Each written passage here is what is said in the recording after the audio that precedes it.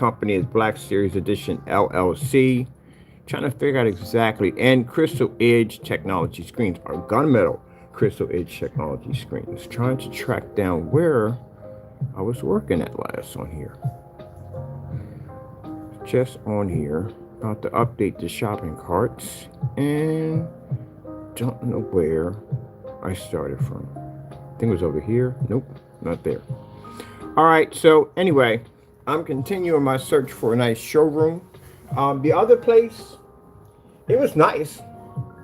It was air conditioning, everything I needed, but there were some things about it. I mean, if I'm going to be there signing this lease, I'm going to be there for at least about 1 year or so, and I'm probably going to be extending my lease. I need a little bit more flexibility. So it was perfect because it was right downtown, which had been great. But the thing about it was, the next door neighbors had a big rock waller.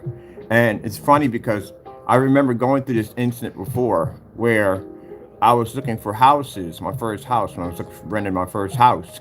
And I remember that there was a nice house and all, but the neighbors across had this huge, massive dog. And my ex was like, so what's wrong? And I said, watch this.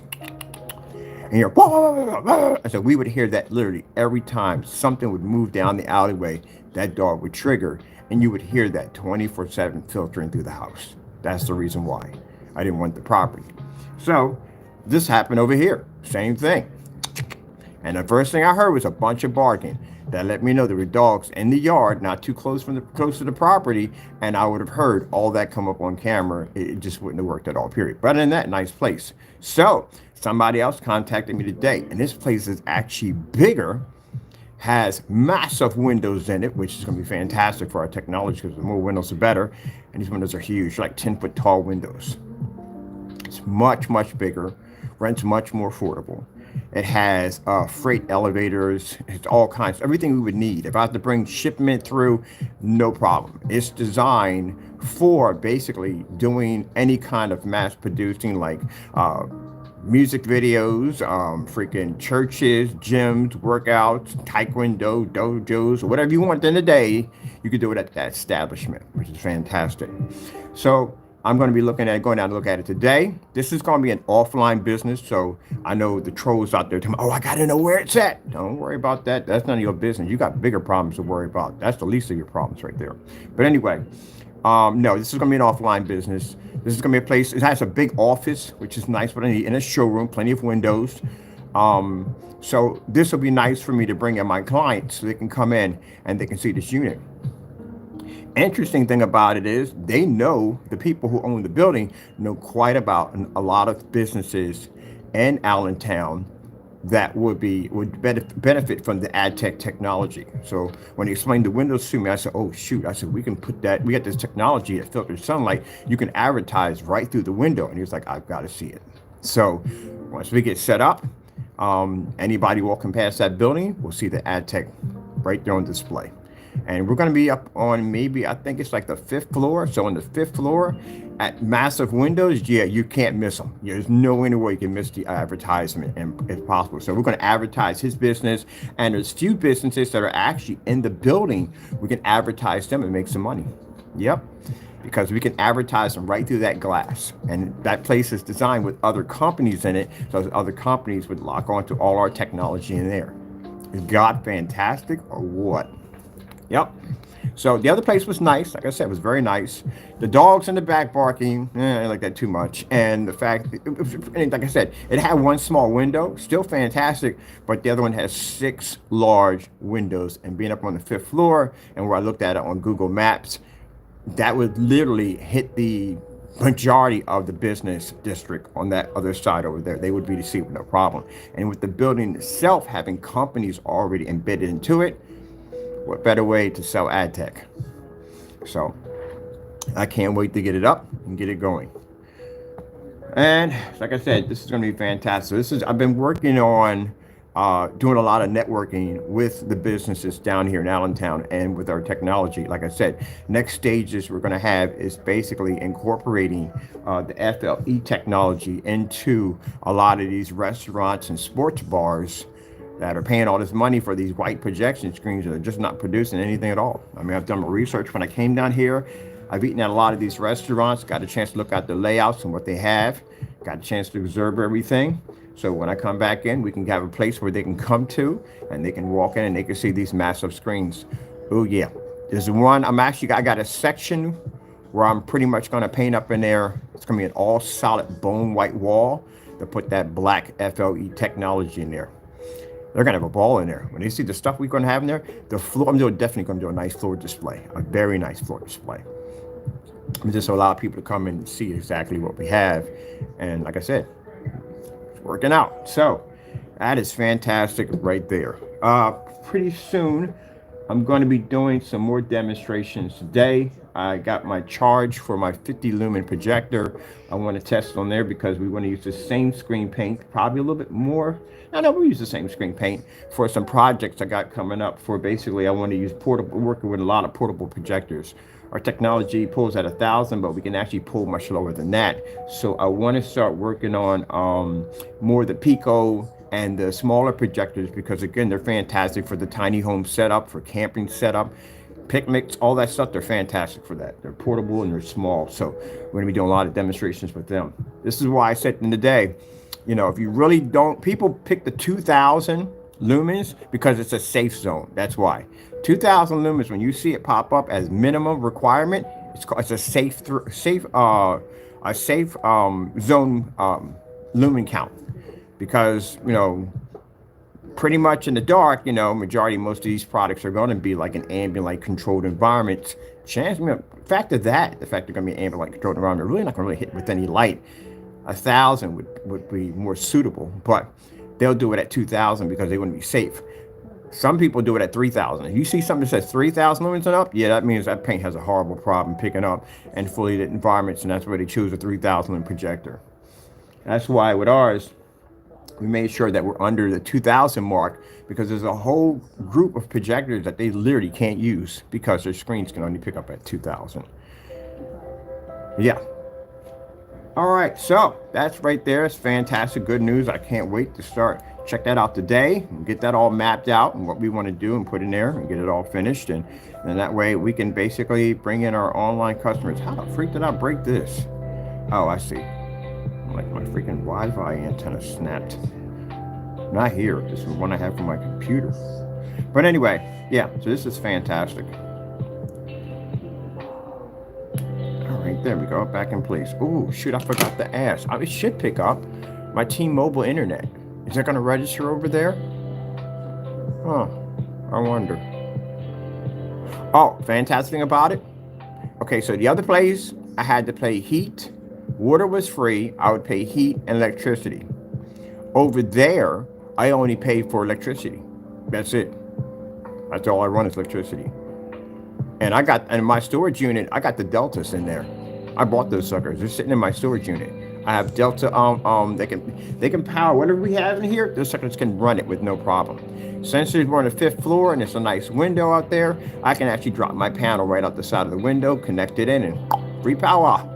Now, like I said, I'm not worried about using their power at the end of the day. It's not a problem because I'm still going to use some of their power too. But for the heavier stuff we're going to be running and stuff like that, you know, we use the Deltas. Why not? I got them, bought them, got to use them for something. So yeah, it's fantastic. I freaking love it. I actually love it. Went down to City Hall and get ready to get my permits set up. Of course, you got to have a business license for that, a license to sell within your state to get one of those bad boys. But anyway, I need those because I want to do little demonstrations all around Allentown. And again, you know, you have to get permission, get the permit where you're going to be at, and so on and so forth. So there's a little park out there. Actually, the park where they have the Christmas tree at, I've seen a couple of people having events out there, and I was like, I'll call the city, and if it's possible, if I can set something up there. And they said, yeah, as long as you got a license. So, got a license, whoop-de-doo. Going out there to get that done. So that way, I can do a little fun in the park. Or do some Tom and Jerry cartoons or something like that. So I'm pretty sure, I was trying to figure out if I could basically tether my cell phone to I found out you can literally tether your cell phone to your Fire Stick. So I'm going to check that out and see if we can get that done. So that'd be cool. Let me see. What are you complaining about? And where are you at to be complaining? Oh, over there. And yes, Taco can come with me. Taco can go with me anywhere I want. Taco is registered as an emotional support cat. I can take him anywhere I want. Got his bubble bag all set up with a little heating blanket in there, and then we got the fan system in there for the summertime. So I've been talking about Taco quite a bit. Taco has his own screen paint coming out too, also too. Yep. We haven't forgot about that. That's coming up. That's coming out. That screen paint basically pays for free. All as a matter of fact, all the products that comes from Taco's amazing screen paint is going to be donated to the SPCA. So we're donating everything that comes from proceeds from his paint. And just to show you how amazing Taco's paint's going to be, keep in mind we're going to put it in certified screens. Any screen that wants to challenge the Taco paint, hey, you're more than welcome. Outcome's not going to be good. I can just tell you that much. But again, it's going to be for good cause anyway. That's for the naysayers. Because naysayers will come down like, oh, yeah. And we got to crush them real quick and move on. Really do. All right. So you know what's going to happen on the 4th, right? We all know what's going on the 4th. Yes, we're coming in to place the order through Danny's site to go pick up the product. I'm just interested if we're going to get a cancellation, if shopping carts. I'm curious if shopping carts are still locked. Let's go pop over there real quick. I'm just curious if these shopping carts are still locked. I'm just getting flashbacks from what we went through before. Shopping carts just were locked for like 6 months. I'm not waiting those 6 months for no paint at the end of the day. If we go in there on the due dates, I'm going there on the 4th, place the order. 3 days after that, I think it's the 8th, and then 3 days before that. And that, the reason why that's being done is so that we can show the courts that we did make efforts to try and give them enough time, 3 days in between, space in between, to pick up the product. You can't pick it up, then guess what? Lawsuit, we trigger the lawsuits. That's what happens. Let's go pop in real quick. Oh, and did you see the another addition for the gamer paint? Yes. Yeah, that sunflower. That sunflower is gonna be gorgeous. It's gonna be gorgeous. Let me see. It's just so much easier for me to just, I don't know why we have to fight on everything. Like, can I just go buy the paint and have it shipped to my address without any cancellations or any stupid dumb nonsense at the end of the day? The other fellow, we have to go through a freaking circus ride just to get paint out of this guy. I mean, literally, it's a circus ride. I really don't have time for the back and forth, blah, blah, blah, and all the other dumb nonsense at the end of the day. I got work to do. So it'd make it so much easier if I can do like the other company. I had to fight with them. I contacted them, had a nice conversation with them. They were very professional about it. There were no emojis and cut off heads on puppets and all that dumb nonsense at the end of the day. It's a business. You're supposed to treat it like a business, for God's sakes. And I go in there and talk to them, and I said, this is what I need. And I go put my credit card in, I pay for it, and it comes here. That's it. That's all I should have to do. Not freaking go through a freaking banana hole or freaking circus fiasco and all that other nonsense down the day. Come on, who got time for that crap? When you're going through all that, that means you got something to hide. I can go to any company right now and order something, and I'll never have that problem. Only these guys have these problems.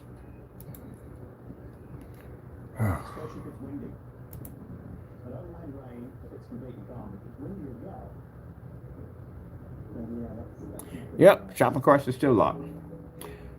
All right. So, like I said, I'm not going to go into this at all, period, because I got other things to do right now. But he says they'll be locked. Put another message up there. You see messages popping up here over and over again. He says, note the sale. Yeah, but that's the thing about it. That's funny.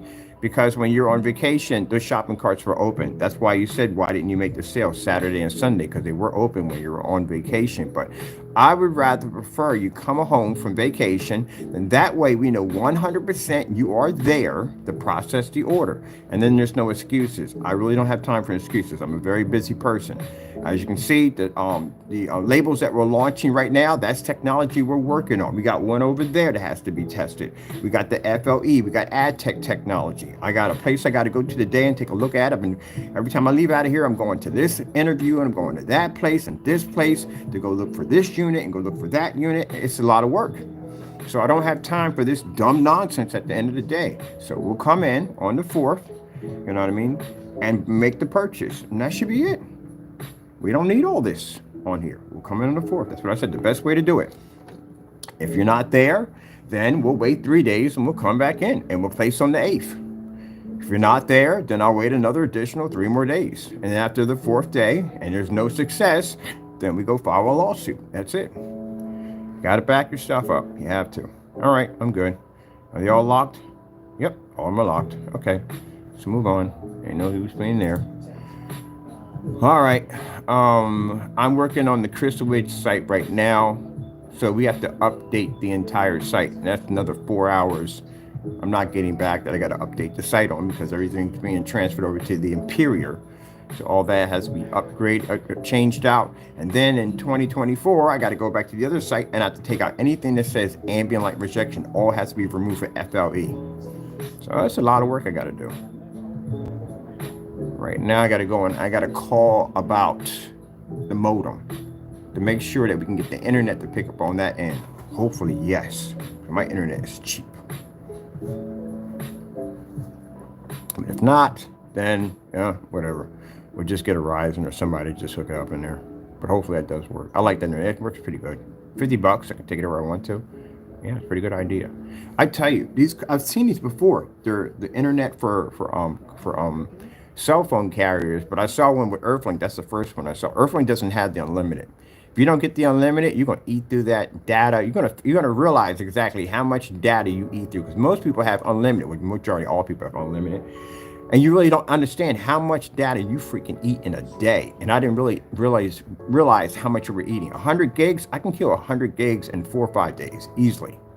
So yeah, I do a lot of uploading and downloading and all that stuff. I guess I would be a little different than some other people, but 100 gigs, man, after we went through that, the system just slows down dramatically. And then with Earthlink, I mean, they don't have the unlimited. The service is fantastic, but they don't have the unlimited. So they said, well, if you pay an extra, I was already paying like about $80 already. As a matter of fact, what I didn't like about it, I didn't like about the product, because when I went to order, I paid $80 for the modem. I paid for the modem. So when the modem got here, it was sitting up there on top of the refrigerator for a bit before I actually unpacked it and hooked it up. So as I hook it up, I already had internet in the house. I was just curious with the better solution. But then when I was paying from RCN, which is around $160 just for internet, believe it or not, it was that expensive. So as I hook it up, everything's running, connected, no problem whatsoever, but the problem I had was once I reached 100 gigs, it flatted out because that's what I paid for 100 gigs per month. It flatlined. And then after that, when I contacted them, they said, well, you're going to have to pay an additional like 30 or 40 bucks if you just want more data. I'm like, really? But that's not the worst of it all. You think after you paid 80 bucks for the unit, you think at the end of the day that you have your internet would be included with it? No. You just paid for the modem. That's all you paid for. You got to pay an additional 75 or 100 or whatever. You're going to pay for whatever gig plan you're going to get, how much data plan you're going to pay for. That's where that comes in. That's what I didn't like about it. T-Mobile, much better. Came in, I paid $25 for the modem, and then once I paid $25 for the modem, that's it. I had unlimited, that's it. Everything was set up, $50 a month, that's it. Came in, hooked it up, and they say you have to be near a window. I am nowhere near a window in here at all, period. Mine sits right here next to the garage, straight to the door, next to the garage, that's it. They picked up. I got 5Gs running right now. Now, sometimes with the internet, yeah, it does a little bit, but other than that, I think I'd be much better if I was actually near a window. But since this place is going to have 6 large, giant windows, woo, that's going to be interesting. No, not really, at all, period. It's not really going to be hard at all, because in the day, like I said, it's FLE, so that stuff filters sunlight. You know what I mean? And beside the ad tech, it's going to be up there anyway. The ad tech is designed to push right through sunlight anyway. That's what it was engineered for. So no, I don't think we're going to have that issue. Gotta have all the windows open and be good to go. That's good, but a blessing right there. A big blessing right there. We got a bathroom in our unit. There's a bathroom in our unit. And basically said, hey, if you want to put microwave, almost like we're living there, but we're not living there, no. I already have another spot that I'm looking at right now. Actually, I decided to branch out and get myself something a little interesting for myself. And I decided to get myself a little small home. There are pockets of small homes all throughout Allentown. And I've been looking at a bunch of them, and the rent is freaking crazy cheap. Fantastic. So I'm actually going to scoop one of them bad boys up. So between this and that, yeah, I'm doing both. Why not? So, will we be here anymore? Nah, not really, to tell you the truth. It served its purpose. Everything has a timeline. Not everything is forever. That's what it comes down to. Everything has a timeline. You never know what God's going to plan for you. You never know. So let's see how this works out first with the office. The office works out well. Then we'll be ready to take the leap. But until then, I need to go down and meet with this fellow, take a walk around this place, because again, I'm a bit of a picky person, especially if I'm paying money out for it, and I want to make sure everything's good. The other place, like I said, beautiful. All white walls, beautiful floor. Oh, this place has hardwooden floors. Yeah, I love hardwooden floors so much. But anyway, yeah, the other place was beautiful, all white. And the place used to be a nail salon. So I'm thinking, okay, we're gonna open up this door. We're gonna see the equipment in there. We're gonna have to pay somebody to remove all the equipment if we're gonna use this for a showroom. Nope, there was nothing in there. It was just empty. Had a nice little office in the back. It was perfect. Only problem is when I saw the yard and I seen the yard had activity, and I saw the other yards across from them, I said, what are the odds? Whistle a little bit, and then they trigger. And I was like, okay. So if there's kids in the yard that play from time to time, the kids will trigger the dogs, and the dogs, no, we can't do that. It's not gonna work. Nah, I'd rather take Charlie any day than hearing that barking and kids yelling in the backyard. Yeah, I'm not doing that. But anyway, so that was it right there. But like I said, God works everything out. So like I said, I was down here, got here early. Me and Taco popped in the door. It's all right, Taco! Popped in the door, and cell phone went off, and there was the other guy contacting us about, hey, I got this place over here. You want to go check it out? And I said, what you got? How many feet you got? Now, I could have went from anywhere from 500 square feet to 5,000 square feet. Do we need 5,000 square feet? No, we don't need that much room. We don't need tons and tons of room. For what? That's just more money I got to pay out at the end of the day for probably an area I'm not even using yet, much like the house. So I learned my experience from that one right there. I'm going to be contacting a company to get their surface down here, because we've already had it before, but I don't have the sample sheet, so I have to order again. Then I have to pop over to my storage unit, and we have to start the collection, which means the only thing I think I have left on my storage unit is the Dark Star 9. Now the Dark Star 9 Ultra Short Throw I can get, but the other one, no. And then they got this Dark Star 9 special edition. What the freak is that? I gotta try it out. Mind you, with the Imperial gunmetal coming out, so this is fantastic to start a collection on gunmetal, because we have a gunmetal technology coming out, and we want to show at the end of the day that our gunmetal technology is going to be more superior. You saw the demonstration with the Black Diamond yesterday. This is the reason why I explained crystal clear why the certified screens have to develop a black technology. If they don't, they will not survive. That's all to it. Mind you, that technology sitting on the wall over there, it's under $400. It's under $400, and it went against the screen at around $5,000. And that's not an older version of a diamond. That's actually their new panel. That's what I did when I always go in to request a screen. The first thing I ask is, what's your best? What's your best of your best? Went for the darkest, went for the best. Got the panel, got it down here, and as you can see, I mean, it pulls an amazing white level, and it does have the ability to not go dark around the edges, which is pretty cool, because I usually see that with the certified screens. But contrast is everything. Without contrast, you can't register color. So this is what we've been telling people for years, that if you got white screens and gray screens, you are physically getting half of your projector. And as we did the white levels, because we didn't do just contrast and color, because again, I don't want a company like that coming back and saying, hey, you didn't do that demonstration fair, because right there, I saw in the demonstration that you didn't do any white levels. How come you didn't do any white levels? We did white levels. As a matter of fact, I even took the camera and stand, pushed it all the way up against the screen, so no one could accuse me by saying, oh, because you're at a distance, the camera's reading differently. Because that can happen in demonstrations too. Did you know that? If a camera's sitting from a long distance, sometimes the camera might not pick up the way it's supposed to because of the distance from the camera and the screen. That's why I pushed it all the way up on the screen so they can see this. And I have no problem that once everything is locked in, we will send them out a surface of the FLE which has the sun killer capabilities right to them. Anyone, they can have it. Anyone is certified companies. And the reason why it's important that we send them this piece of sample, because we need them to take their screen and stick it against that technology, and then they can see the same thing I saw when I stick my product against a diamond. So sooner or later, you're going to see black certified screens popping up.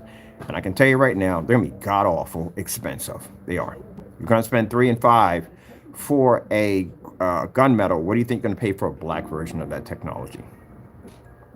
And this will give us a chance to move on to the next step, bringing out the Omega.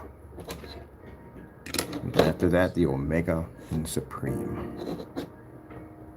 All right, so we got some work to do in here.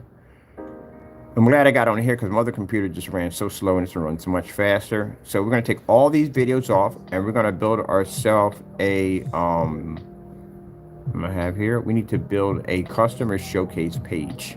So we can remove all these videos and put them on the customer showcase page for them. And then we can start working on video players on here. I do want to change the background and all that.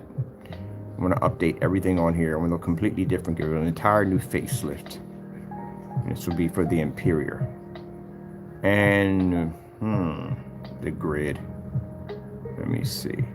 I may drop the grid a little farther down. I'm going to keep the grid here. There's a lot of work on the grid. I'm not moving that. But all these, the pictures and stuff, let me see. Can we move pictures? Oh, that's another question. I might have to expand the page. The videos I can remove. Pictures are hard to freaking move all. Once you move one, you got to do them all. And there's over 1,000 pictures in the slideshow. There's a lot of pictures in there. So it's a lot of work. So, and they're already tagged. So I'm going to leave those there and put in a gallery at the bottom there. And then from here, all these videos and stuff, I'm going to put them on the customer show page. Now, the fellow who did the demonstration for us for the gunmetal, I'll be reaching out to you and I'll be sending you down a free gallon of the Imperial when it launches for doing such an amazing job. You'll be getting it for free, of course. All right, Crystal Edge. The cube's definitely going to stay. That's our copyrighted material right there. And worldwide shipping, free worldwide shipping. What else do we have on this page? Okay, we got the contact us, we got shipping and returns. What do we got in the more? We got a more page attached. Oh shoot, hold on, I gotta go in the freaking previews. What's the more page? What's on the more?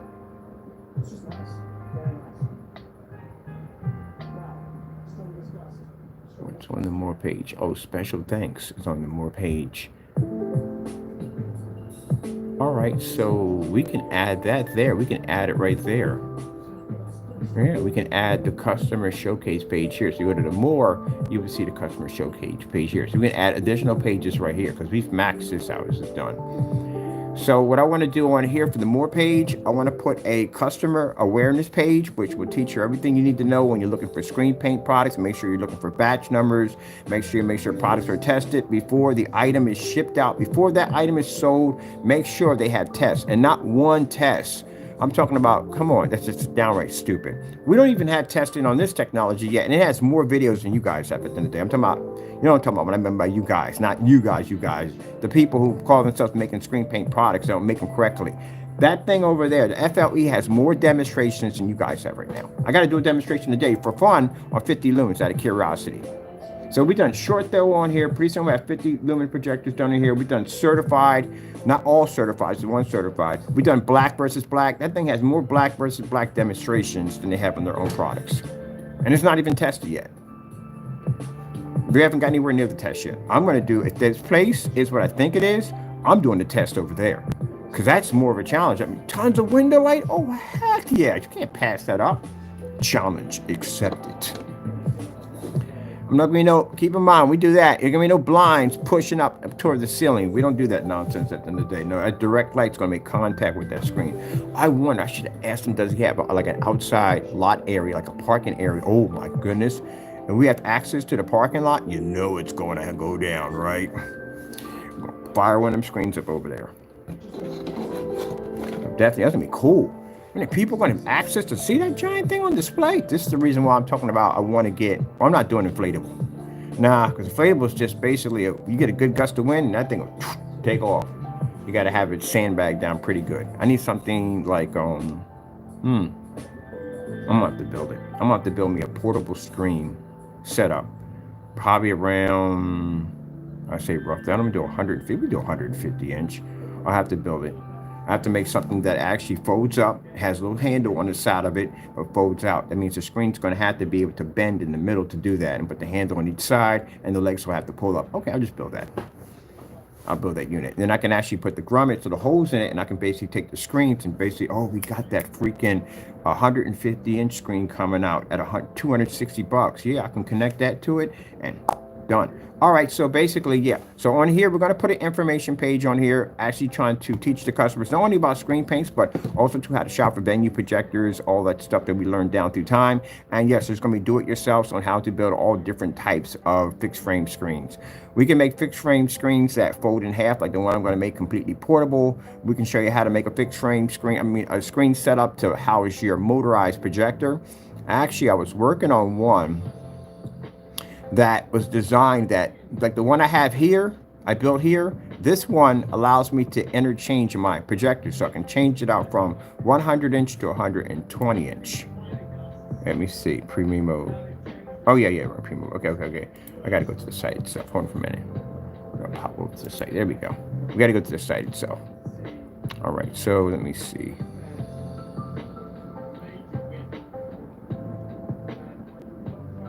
So I'm going to show you how to build this thing. It's pretty easy to put together. There we go.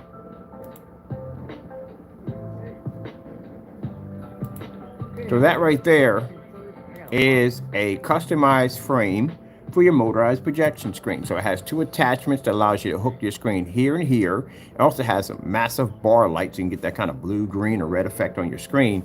And okay, so it's kind of difficult to explain this right here. So basically, one of the problems you're going to have if you have a screen on a standalone, especially if it's motorized, that wind is going to hit the back of your screen and cause it to move back and forth, which is going to cause a ripple effect, and it's going to basically distort the image. And this is why we have the surface behind it. But still, wind can also travel from the side and move the screen back and forth. So, the best way to draw this thing, or just show you how it's done. It's pretty much really easy. So when you load your screen in, like you're loading your screen into a chamber, there is two pieces of wood here and here, and your screen between the bars actually fit over where the wood is at. And you know what I'm talking about? The little slots, like a slot on each side. So when the screen comes down, these bars are actually behind another piece of wood. They're inside of a slot. So when they roll down, there's no way for the wind to hit the side of it and move it back and forth, because there's a support rail right here and here to keep the screen from moving back and forth with the wind, because if the wind strikes it from the side. That's how that was built. Then on the back of it, it has these huge legs here and here, and the back legs have these 5-gallon buckets that are bolted on there that allow me to drop sandbags or whatever I want to keep the screen sturdy. And that backyard was the best place to actually test anything for wind, because we got wind constantly in that backyard 24/7, because there were massive trees all around the property, and there was wind constantly shooting through. It's like working inside of an air tunnel, or wind tunnel. Wind tunnel. That's what it felt like working back there. So that's how this one was set up. So that way, when the wind would hit, the first time when I built it, and the wind hit the back of it, the screen would move. Like, oh crap, that's not going to work. So I put this back on the back of it. That worked well. But then when wind hit it again from the side, it moves the screen back and forth. So when you load it in, this part's a little bit shorter here and here, so you can fit the casing in, and it locks in, which are 2 screws back here. And then as it starts to slide down, it slides down in between a slot system that keeps the screen from moving back and forth. Pretty easy to build. Built that on my spare time.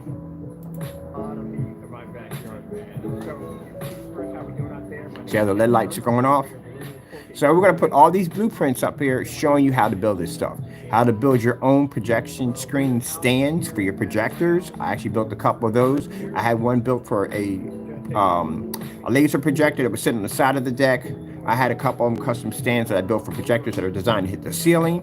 Somebody actually came with a fantastic idea. They actually built a better mousetrap. They built one with the wheels on the bottom of them. That's pretty cool to move it around. I'll bring it up and down so I can show you the screen that works. Here is my remote control. This is the screen that was coated with a Supreme 8 ambient light projection. Got music playing in the background. Don't be hearing for a minute. Where you at? There we go. Get you out of there. That's right here. There we go. LED lights is my custom built stand. LED lights up there, weatherproof. projector. And just pop over for a minute. Can you see something? Right now, all my neighbors over there, the lights will be on. They'll turn the lights off. Yeah, they were watching my screen from way over there. So when I removed the screen and put up the inflatable, they were like, "Oh, you got rid of the screen." I said, "Yeah." It served its purpose. Took it all apart, scrapped it, and used the scrap wood to build another screen.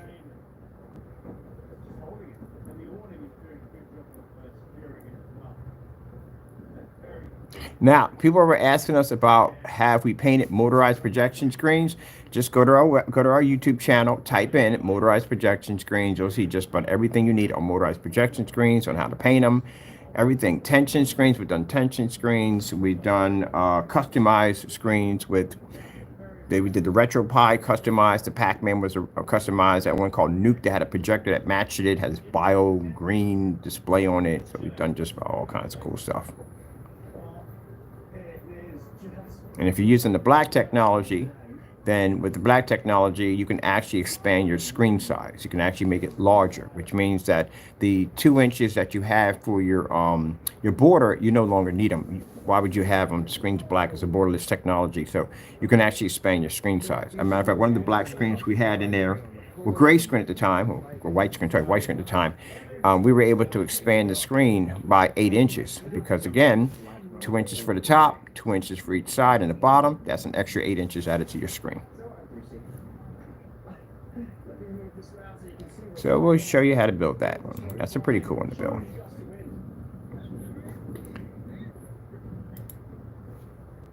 I don't have the other one on the other projector we had over here. Well, yeah, we'll show you all that stuff, how to build them, how to design them, how to build your own grommet frame projection screens. I'm curious for a minute.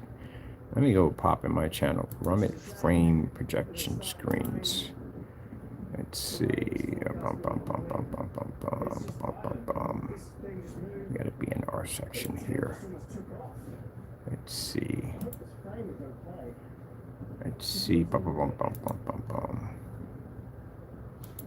Custom built fixed frame projection screens.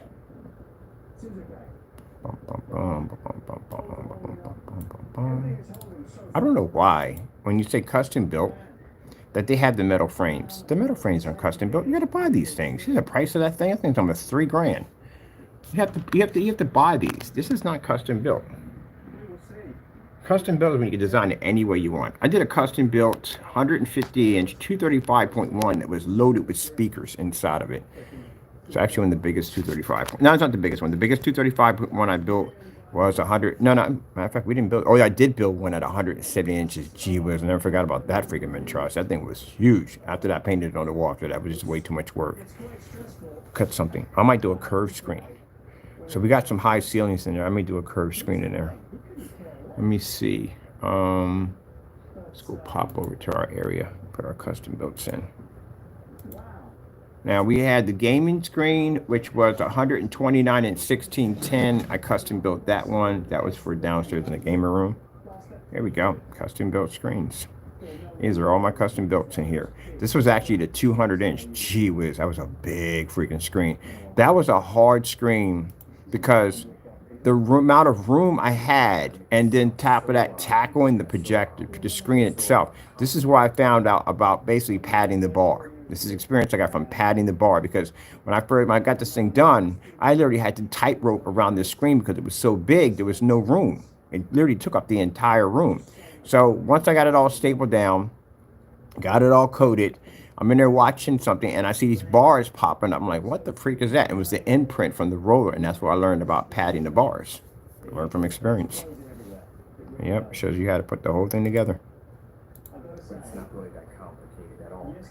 All right, so let me show you what we got here now. The first is actually the video I did, the last one I did. Got your T brackets right there, L brackets for the corner. If you're real quick, if you're doing rear projection, like basically back and forth rear, you don't want these in the way because that'll show up on your screen. So how do you make the frame sturdy so it doesn't lean from side to side? You put your L brackets right up here in the corners. That's how you support it. L brackets here in the corner. That'll keep your frame from shifting from side to side. And another thing too is when you're building your frame, say if you have your supports here and here, you want to make sure that the L brackets and T brackets are not sticking out. You don't want them on this side at all, because what happens when you pull your material over and it tightens, when you paint over it, you're going to have an imprint of these brackets sticking through your screen, and it's going to be very uncomfortable to look at. Very uncomfortable. So what you want to do is you want to use staples instead. More like the ones they use for building furniture.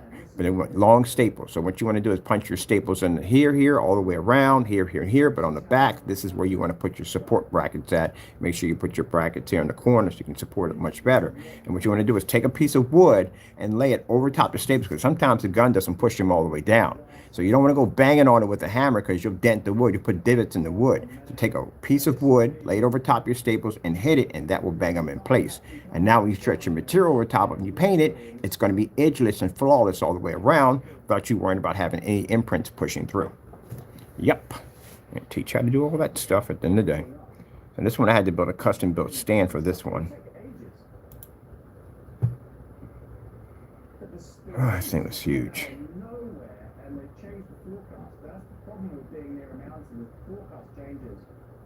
There's some out brackets right there. This is where I found out about the 235.1 too, that the ViewSonics had them, because I bought a ViewSonic projector for this setup, and that's how I found out.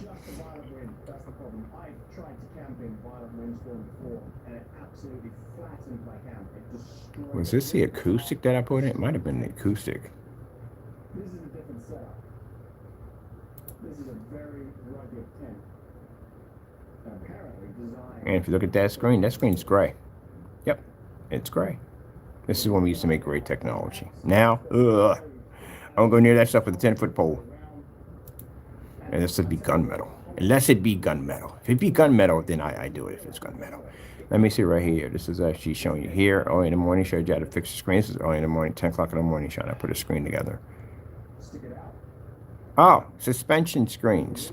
You want to have a suspension screen that actually, okay. So basically, this is a system involving a spring system for basically installing your own suspension system. Oh, there's so many ways that you can put these things together. It's not even funny. How are you going to hang your screen? What way are you going to hang? Look at some screens, you have to do something called a coffee table effect. If you're going to be doing LED lights on the back of your screen, then guess what? There's a trick behind that to get the lights to actually reflect more light. Now, one of the problems you're going to have, if you have a red wall or a blue wall or a green wall, these are darker colors. If they're darker, they're going to absorb in some of the light. So it's not going to be as bright as you want when it actually pushes out.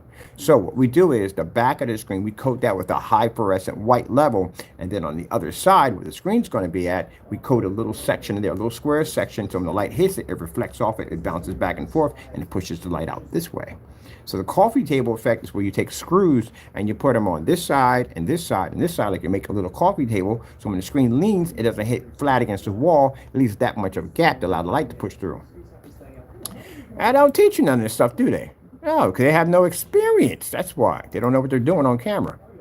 I done built so many screens, it's not even funny. That's the levitating screen. Look at that. Oh, levitating screens? I can show you how to build those too. They're interesting, the levitators. That involves some very, very, very, very sturdy fishing wire. Because you don't want it too thick, because you don't want basically for it to be noticeable, but you don't want it too thin because you don't want the screen to come down and crush you if you're laying underneath of it like I used to do. So this shows you basically how to build your own suspension screen. These are fantastic for outside. How to throw your LED lights on the back of the screen. And yes, we can show you how to make curved screens too. I actually have quite a collection of curved screens I've built and designed. If you look at the screen is running off a suspension system. Now see right here what I told you before? This is a perfect example right here. Perfect example. Let's go back here, right here. I talk about this in the video. Why you want to make sure that you put staples in. Move your hand, bird. See right here? That will cause an imprint into your screen. Now this was an old frame I already had. I was just doing it for the suspension system, but this is what I was explaining to you. Never put your L brackets in the front, because if you do and you pull down, it's going to leave this imprint right here in your screen, and you're not going to like it. What you want to do is put staples in instead, put these on the other side, and then put your L brackets underneath here, and on the corners, this will basically give you more support. And you want to take your piece of wood, lay it on top of it, and hammer it down. There's so much stuff I can teach you. It's not even funny. Well, we can teach you how to basically how to build. I mean, not like I said, I had to design an entire environment. So if I'm building an environment, I had to construct the screens. So I had to go around these environments. Just like right now, the environment I'm going to be in, I literally have to build a foldable 150-inch frame that can use grommets and that I can pick it up and I can carry it on a handle. And guess what? It's already in my head that fast. God actually gives us our information quite fast. We never have to wait for anything. But yep, this shows you how to do a suspension system. Boom! Right there. There's your latch right there for your suspension system. All right. Now that's all cool to watch and all good in there. All right. Let's leave that all real quick. Brackets, brackets, brackets. Nothing about brackets and all the rackets about those brackets. Yeah. See, I built tons of screens. I'm going to my channel and pull up dozens and dozens of videos. Show people how to build that home. See, I told you there was no room in there to build that 200-inch screen. Yeah, there's no room in there. And I had this one had to use a form of coffee table effect because there's a radiator right there. So how do I lean this up against this at the same time when I had the screen push in and go on an angle? Well, I had to put these pegs in, wooden pegs from here to here. So when the screen sat up, it was actually a couple inches away from the radiator. Coffee table. Yep.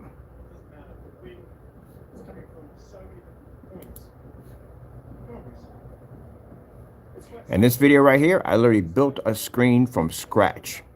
Put the entire thing together right there on camera. The entire thing. I'm talking about cut the wood, piece it together, coat the screen, the whole 9 yards, everything right there on camera. Gotta be to back it up. That's why some people talking about wooden and pine frames. Y'all don't know jack at all. Where's your experience? I'm going to your site right now and I'll look up how many frame screens have you put together. I'm not seeing anything. I built dozens of them. Yeah, put the whole thing together on camera. How to put it together. Easy. And use the bed sheet too on top of that as a blackout cloth. This video would take too long. So I'm just going to show you in skips. So this is stuff I'm going to be loading onto the site because these are already done. We did these videos already. Stretch the material down so it's nice and tight. See how it's fitting nice and tightly? See, nice and tight. You know, on top. Then you go over, you put up there, you put your bars in the back of it, right there. That's done. Then the next step is you want to get ready to prime the surface. Now, as I said before, if you're painting any form of, did we prime this thing when we did it? Or we did prime it? Yeah. You paint any surface, you want to put 2 applications down. All right. Now, if you don't want to do the 2 applications, there's another trick you can do it too. You can poly the screen. Clear poly, coat the screen. It'll leave a seal on it, go right over top of it, or sub blends right into it, no problem. You're done. Painted the screen down. Right there, finished. Set it up. Display it while it's wet. Show your demonstration. So this is why when I tell people at the end of the day, it takes you too long to paint the freaking screen in because I can literally build one in the time it takes you to basically paint your screen. Literally did it on camera right there. Put the whole thing together. Put the whole thing. Stapled it down. Built it from scratch, from nothing. Cut it right there on camera. Measured it, cut it, put the whole thing together. Not that hard to do. Paint it in. When I'm done, display it. So I did a paint and dry and build all on camera. So this helps people out when basically they're building the screen for the first time and they're nervous about it. You don't have to be nervous about it. Go over to Projector Central. That's where you want to go at. Go to where it says Screen Distance Calculator. That's where you want to click on. All projectors have different. They show a little different. So your screen size, you have to measure all from there. When you pull your projector back on how much room you have in the room, you measure it from this way, not this way. You'll mess up. There's always this way. This is the size your screen's going to be. So if your screen's going to be 4 feet by 7 feet, then 4 feet by 7 feet. You can even build it for 16:10 if you want, because you're going to change your aspect ratio. If you're building 235.1 setups, there's something there to show you how to make it out of 235.1 right there. We build them all the time. Very easy to put together. All right, so that was a cool demonstration.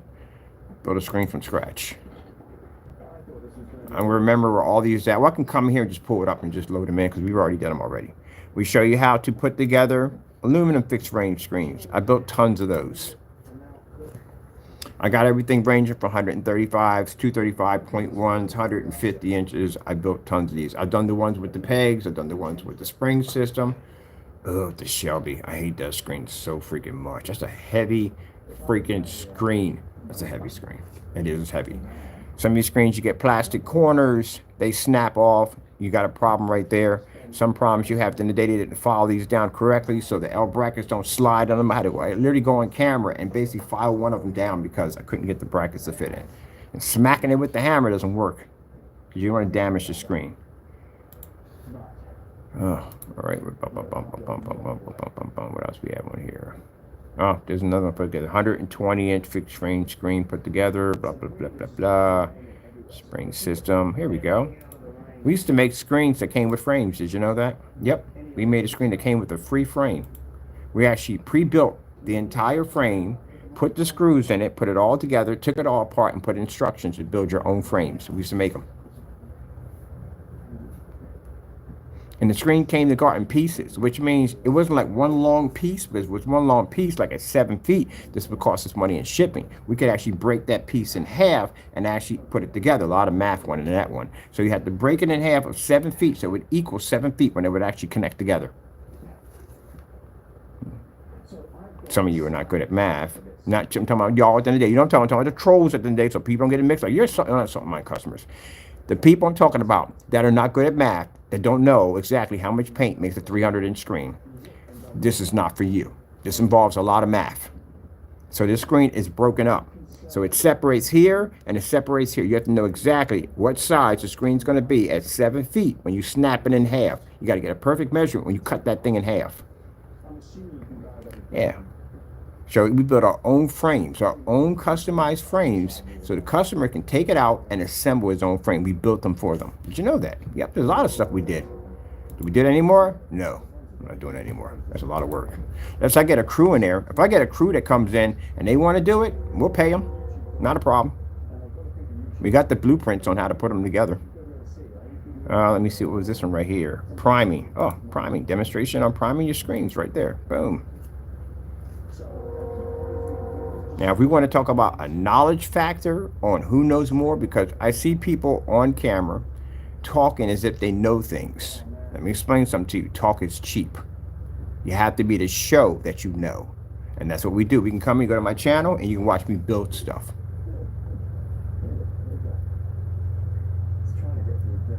You get more experience hands-on. It's like, you know, you go to school for culinary arts. And you may know everything by the book, but guess what? It's a whole different world once you walk into that restaurant. A lot of things change in there that's not in the book. So you'll learn things as you go along. Your real experience starts when you walk in that restaurant. Because you'll sit there and say, but I thought it's supposed to be, no, we don't do things that way over here. This is how we do them over here. This is the system we have. That's what they'll explain to you.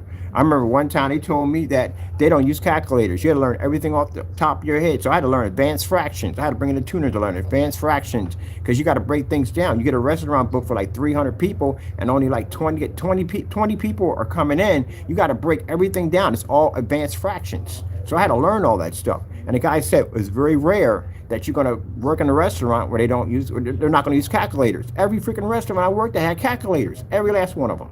When I first came, the guy was like, where's your calculator? I'm like, what you mean? I thought we don't use it. No, because if you mess up in here, it comes out of your check. You want to make sure you get it right. I'm like, okay. Bought a calculator. Yep. So there's my fixed frame screen I custom built. My fixed frame screen that I built, that's a 235.1. We got another one sitting there on the wall right there. And this is another one I'm doing for a prime job. So the prime is very easy. If you're doing fabric, it's real simple. That's the only thing we're going to advise you to prime: fabric and childproof walls. Because I've done childproof walls. I know the experience behind it. It's not an easy wall to coat over. They're headaches. So if you're doing fabric, you want to put 2 applications on it. First one, let it dry. Second one, let it dry. If you're doing, you want to make sure that if you're painting a wooden frame screen, make sure it's standing up on the 5-gallon buckets because you want air to travel underneath of it. Now, if you're doing a fabric screens like the ones we do outside, there's a trick behind that.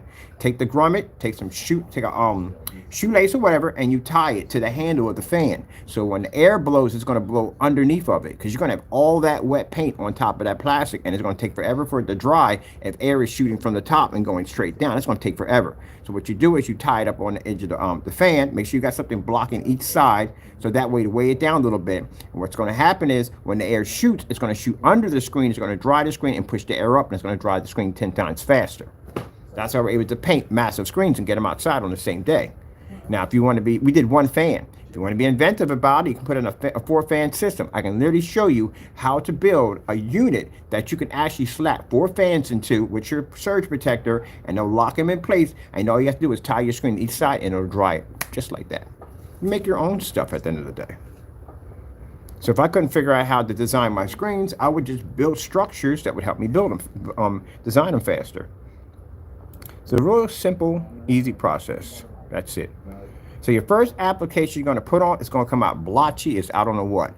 Don't worry about trying to get a perfect coverage. It's not going to happen. It's absorbing. That's what's happening. When you go back over it again, then you're going to see it cover. But you want to put 2 applications. Now, if you want to stiffen the screen, those are using ultra short throws, and you don't want the screen to move at all, you put on multiple applications. When I did the 129-inch custom gaming screen, that screen right there had 5 applications. It had the 2 applications, which we put on it anyway, but it had an additional 3 to stiffen the screen, so that way it would be like a flat piece of wood when I basically went to go project the projector on it. Very easy to do. See? Easy but cheesy.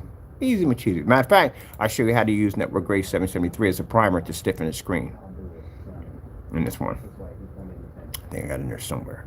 So priming screens. This is all the stuff I'm going to be loading on the site once I get done taking care of the other stuff. I won't be doing it on camera. It's just going to take me too long to get it done. And I talk too much when I'm on camera anyway. I never get anything done when I'm talking and working at the same time. I've got to concentrate on to get this done. Got 2 sites to update. Let's see, my projection screen, motorized projection screen, showing you how to paint your own motorized screens. We got them there. We got dozens of videos on showing you how to paint motorized projection screens. You got tension screens. Tension screens are different when you paint these things at the end of the day. It's not hard. It's just different because you got this freaking wire or cable or line running down the side of the screen. You're going to make sure you don't get that tangled up with the tape. Let me see. Let me go pull up. Let me see. We got over here. On the menu, we got the fixed frames. Let's go with surfaces. Let's do something crazy. I wonder if it comes up. It should. I did sheet metal. Sheet metal projection screen. No, these are not sheet metal. I mean actual sheet metal made out of metal. Actual metal. This is all fabric. There's no way where it's metal. See how we pop up?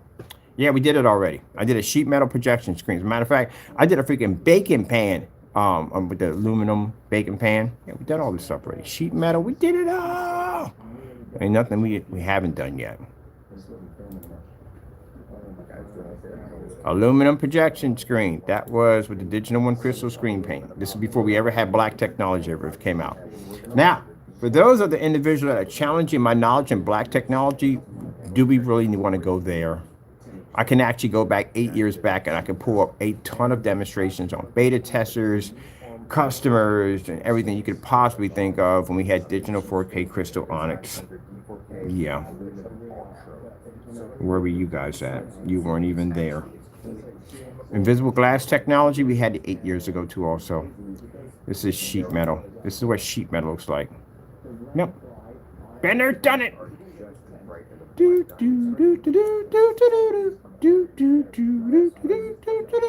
Now, what's the downsides of the sheet metal? Number one, it doesn't read 100% contrast.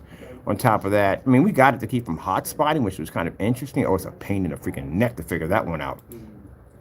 On how to basically keep the screen from hot spotting. Mind you, when this thing hits it, basically it's going to reflect something back. Yeah, that was a pain in the neck to figure that one out. But yep, did sheet metal right there. Aluminum projection screen. And guess what that was? The technology in there. That was a D4K sitting on top of it.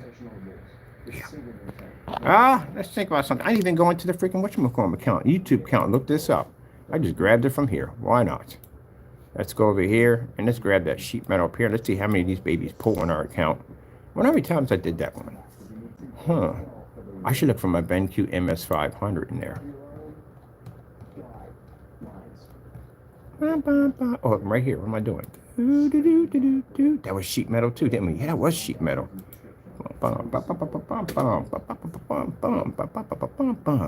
Yeah, when I do a test on something, I go overboard. I mean, I'll do dozens. That's why I say I understand why on these screen paints that we're seeing, one demonstration? Are you kidding me? This is 8 years ago. If I do a demonstration on something, you'll see like 10 or 20 videos come out on that same demonstration doing in different levels.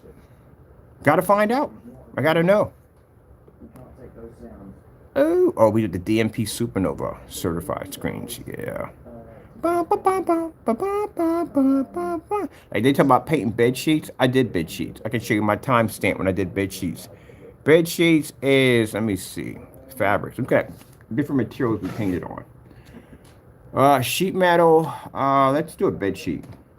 Let's see who had it first. And then when they're talking about the styrofoam, I wouldn't suggest you styrofoam. Again, before you speak of my name, know exactly what you're talking about. I have more knowledge than you at the end of the day. It's not the nooks and crannies styrofoam that you get in packages when you buy electronics. It's the insulation styrofoam, which is a different version. Insulation styrofoam is nice and smooth. It comes in seafoam green and it comes in purple. I love when people try to downgrade me like I don't know what I'm talking about. Hey, at the end of the day, for anybody on YouTube in the entire world, if they want to match wits and intelligence, just challenge my YouTube channel versus theirs on how much I know versus them. And you'd be surprised where we stand. That's why I call them noobs. The nickname I call them are noobs. Bed sheets. See, I don't even have to put anything in, just bed sheets. We did it already. You know where the bed sheet idea came from? That was 5 years ago when we did that demonstration on how to turn a $7 bed sheet into a projection screen. Because at one point, I was buying Carl's blackout cloth, and that stuff can get a little pricey, especially if you're just painting over the surface. So I was sitting there, I was watching the movie, and I looked at the bed sheet. I was like, how come I can't use this? Because they come in big sizes, king size, King West, California king size. They're huge. So why not? So I went down and got one from over at Walmart for $7, and boom. You want to see the outcome of it? Oh, I'll show you. Oh, by the way, that stuff we call the shifting technology, well, this was invented around this time. Now, I want to look at the screen. The screen's gray, right?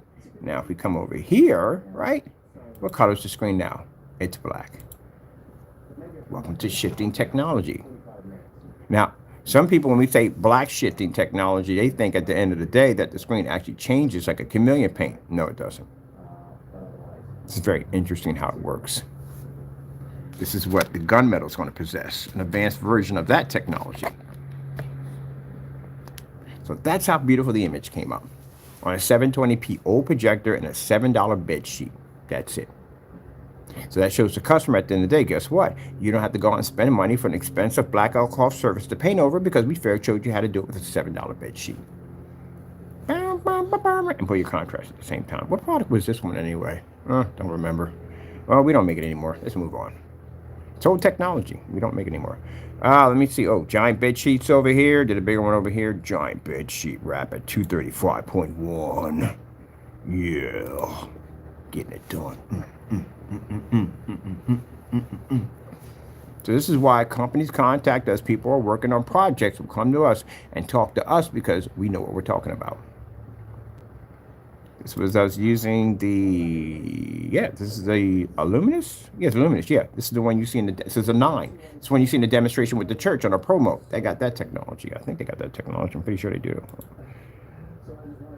Yeah. 235.1. Let me see. Are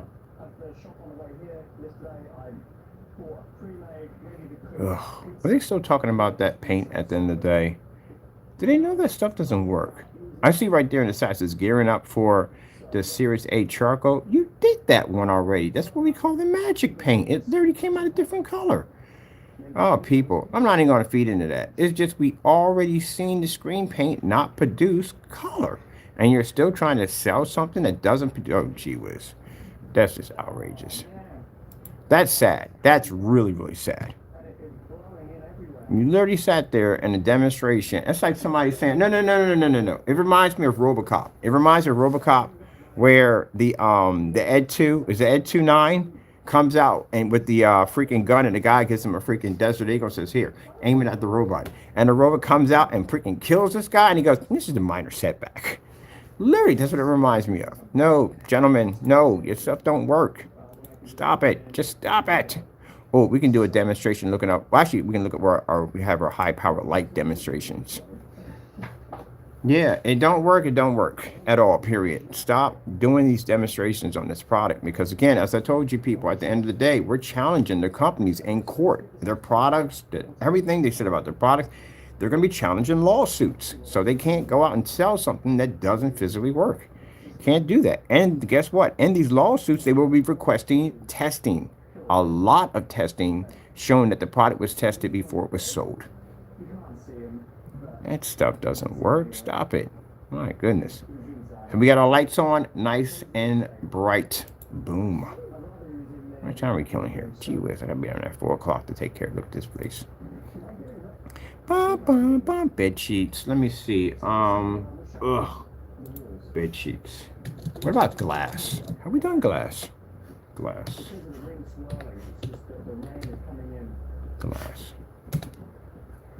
Yeah, we've done glass already. A matter of fact, this is one of the first demonstrations we did on black technology. I told you that the digital 4K crystal onyx, again, black technology, has been back since 8 freaking years, which shows that we developed the technology first. See, 8 years ago. That's a demonstration being painted on glass and the wall at the same time to show there's no difference. Because at that time, keep in mind, when you're painting a surface with screen paint, they had a specific area that you can only paint, which is only a wall only. But the technology we developed allowed you to paint it on anything you want. This is when I was in a small room. And mind you, for the people who made claims that they basically developed it first, you want to go to court on that one because we can show videos of 8 years back, beta testers included, that we had the technology first. How much you want to bet? A couple million? How much you want? How much you willing to wager? We can show. You don't want to do that. We developed it first. These are videos from 8 years ago.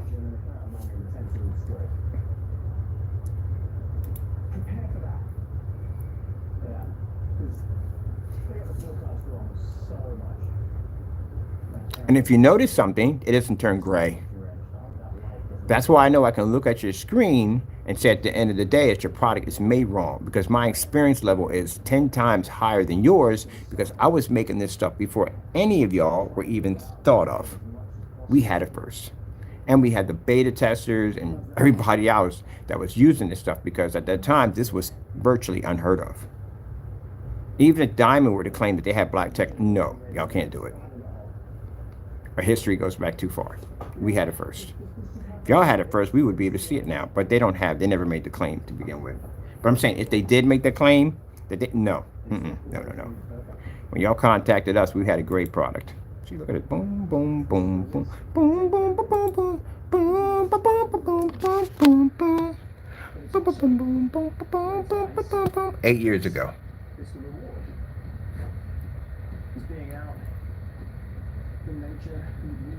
Look at the date on it. Launch date. Even tells the launch date when the product came out. Yeah, we had it. Before anyone's going to sit there and say, so if I tell you at the end of the day that your screen's not pulling a high enough white level, that it's not pulling color, that you're requiring tons of testing, that you're missing at the end of the day, then guess what? I can say that. You know why? Because if you were to challenge me in court and say, hey, look, he's not an expert, yeah, I can show you that I am an expert in the field. Compared to how many years have you been making black paint? Okay, let's move on.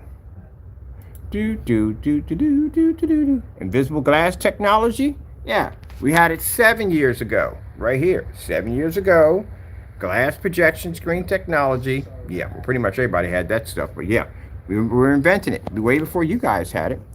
This is a demonstration where basically I had to embarrass somebody because they said our product was mostly Rust-Oleum. We had to put them on blast and we had to embarrass them.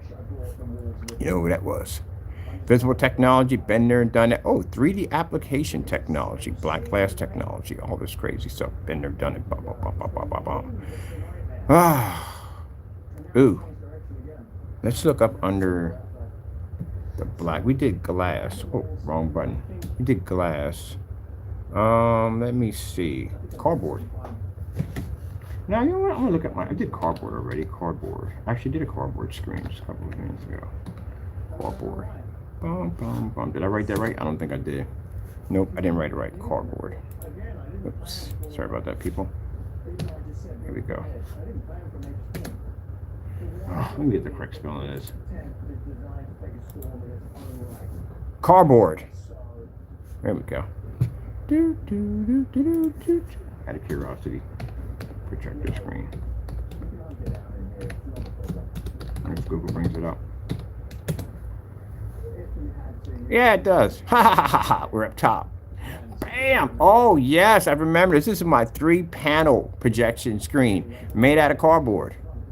Yeah. Made that thing out of freaking shipping boxes. Boom. Boom, boom, boom, boom, boom, boom, boom, boom. Yeah, that experience level, man. Oh, curved projection screens. Oh, I love going through my channel with some crazy stuff, man. Yeah, I did that already. Let's go to cardboard screens in our section right here because we got to pull that up real quick. Because I don't like to come up blank. We can't be doing that nonsense. That is not going to happen. RN. Nope. Let's go over here. Let's punch it in. See what comes up. Boom. There we go. That's our cardboard projection screens. We've done dozens of these. This is when I made the high-grade silver. All cardboard. Cardboard. Was that a cardboard? Was a curved cardboard screen? That's interesting. We did that. More cardboard. See cardboard and silver technology? Right there. We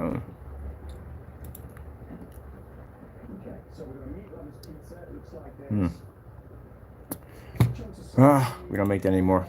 I come back and look at our old technology and just think about all the stuff we don't make anymore. Made a screen out of cardboard. Right there. Out of shipping boxes. That's when we had the blue technology. Oh, we had a blue screen. Oh, we do have a blue technology coming out. We're actually designing another version for the gaming technology. There's a blue one coming out. So we got blue, red, orange, green, and one's yellow. Yeah. Now with all the technology we're pushing out, again, are they going to catch up? I don't think so. We're not even anywhere near showing the stuff we're going to be bringing out. We got an let's think called Cinema Flow. It's an outdoor projection screen we're working on. Before y'all talk about products, y'all got to get them to work first. They got to work first. Can't be going up there doing demonstrations like that. Ooh, we coded screen with that. Yes, we did. Yes, we did. I'm out of here. Excited. Oh, this is when I show people how to do freaking widescreen with a fisheye lens. Yep. More cardboard projection screens. These are all cardboard screens we built out of shipping boxes. Bam, bam, bam, bam, bam, bam, bam, bam, bam. Ooh, I know what I want to do next. I want to look up curved projection screens. I haven't done it in a while. Let's see. Curved projection screens. Yeah. We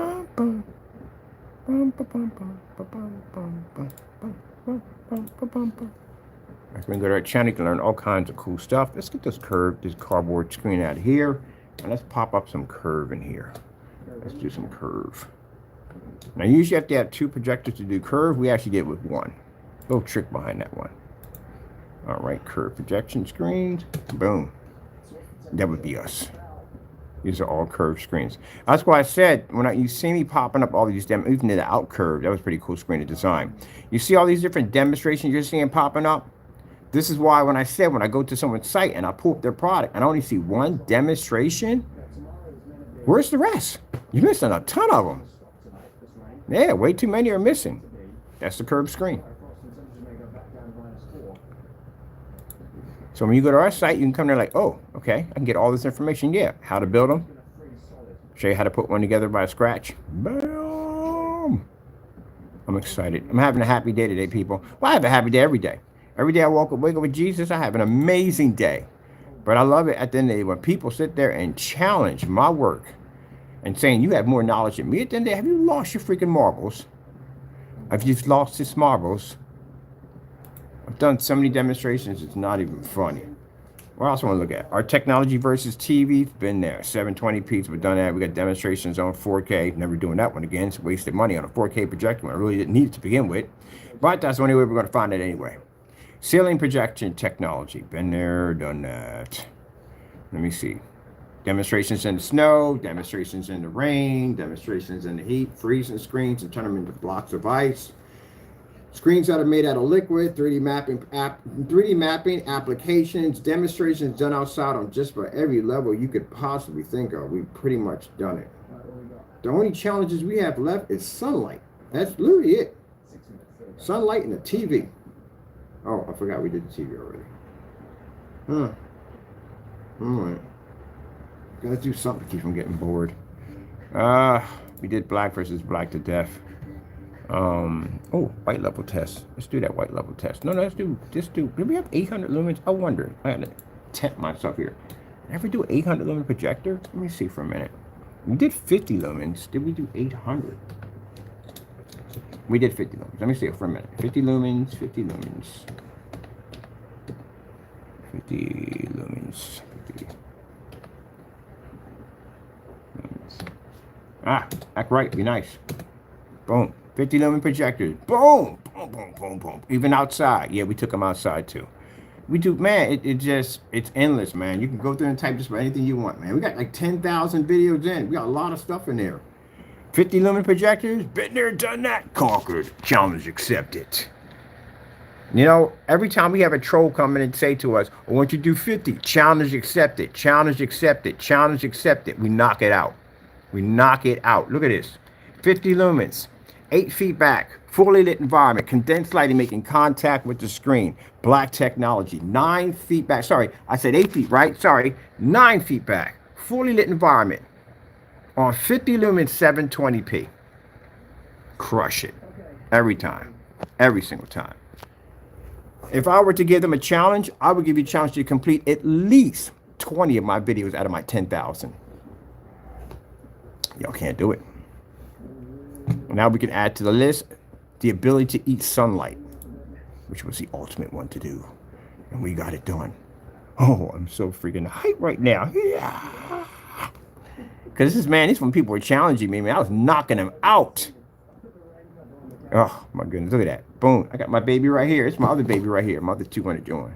You should have tons of projectors in your collection. I'm about to amp up my collection with probably about 60 to 70 of them Pico projectors. I'm going to buy the daylights out of them things. I'm buying everything I can get my hands on.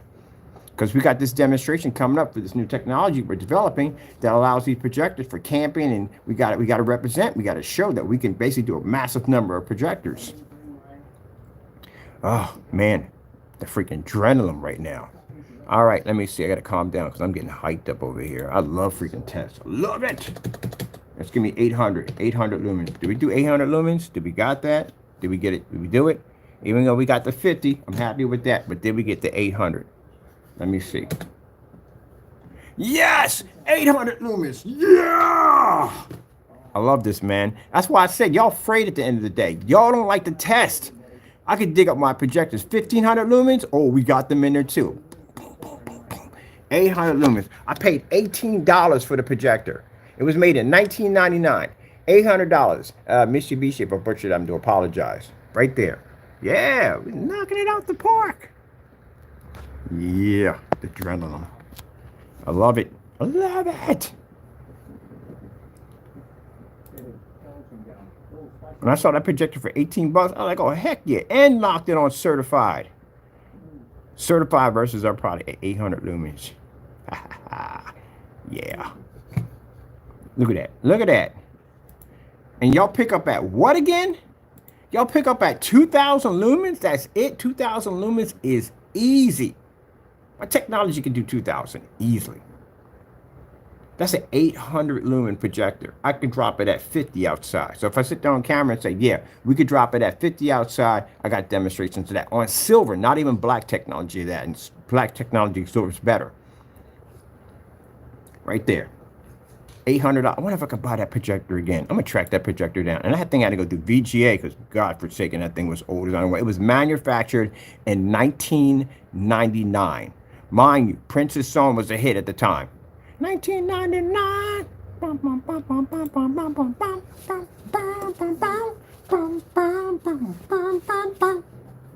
Oh, we got 500. We got 6? Did we do 6? We got to check if we do 6. Did we do 6?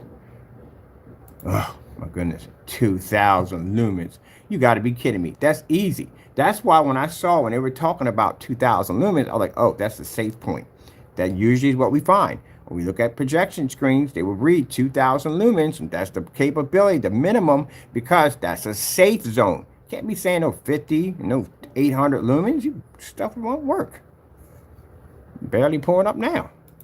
Let's go over here. We got 2,000 lumens. Oh, the knockoff projectors. We got to pick up another knockoff projector too. We got to get another one of those. Let me see. We got 800. Did we do 600?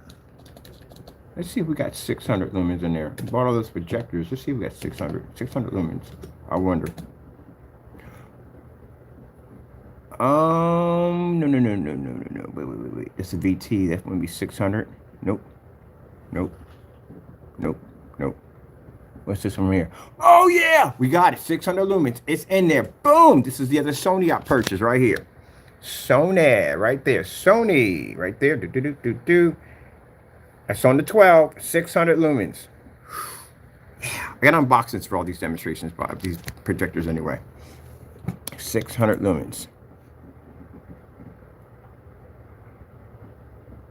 And the Wi-Fi was crazy. It's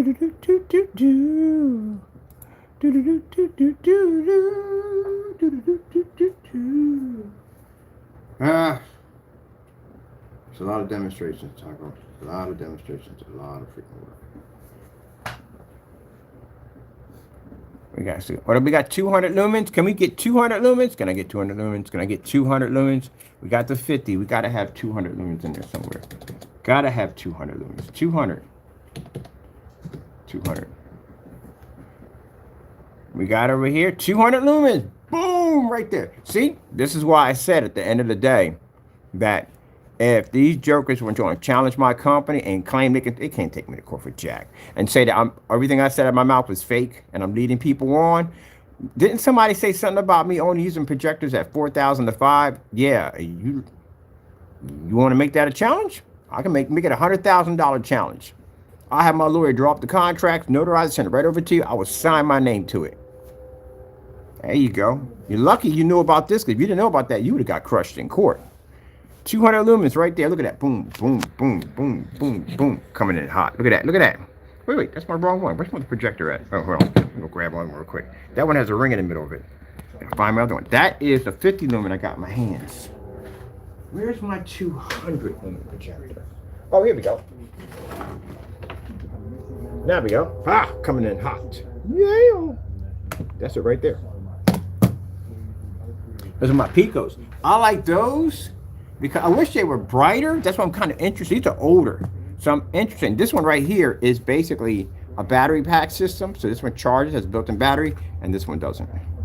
But yeah, I like these projectors. They're small and portable. These are going to be fantastic for our setup. But this right here, yeah, this is my 200 lumen projector. 9 feet back, fully lit environment. And what screen pan is this? I have no idea.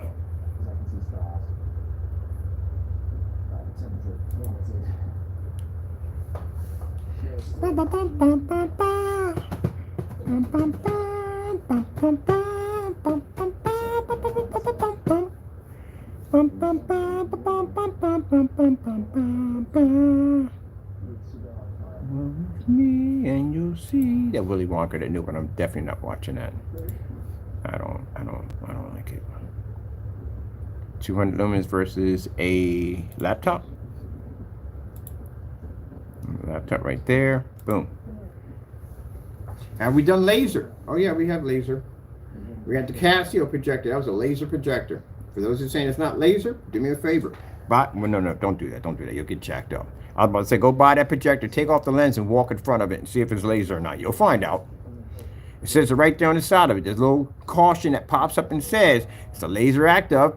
Make sure it's off because you walk in front of it. Boom! You're going to get checked up.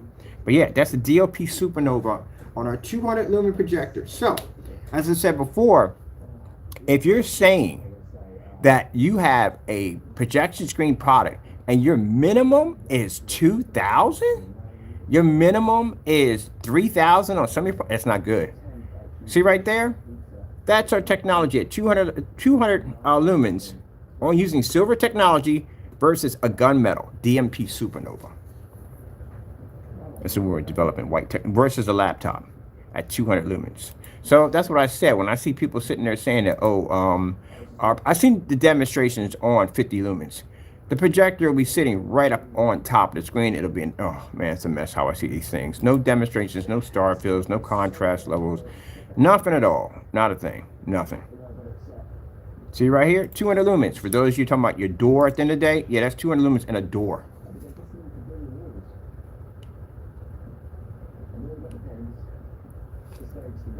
At 200 lumens. Gotta be to back it up.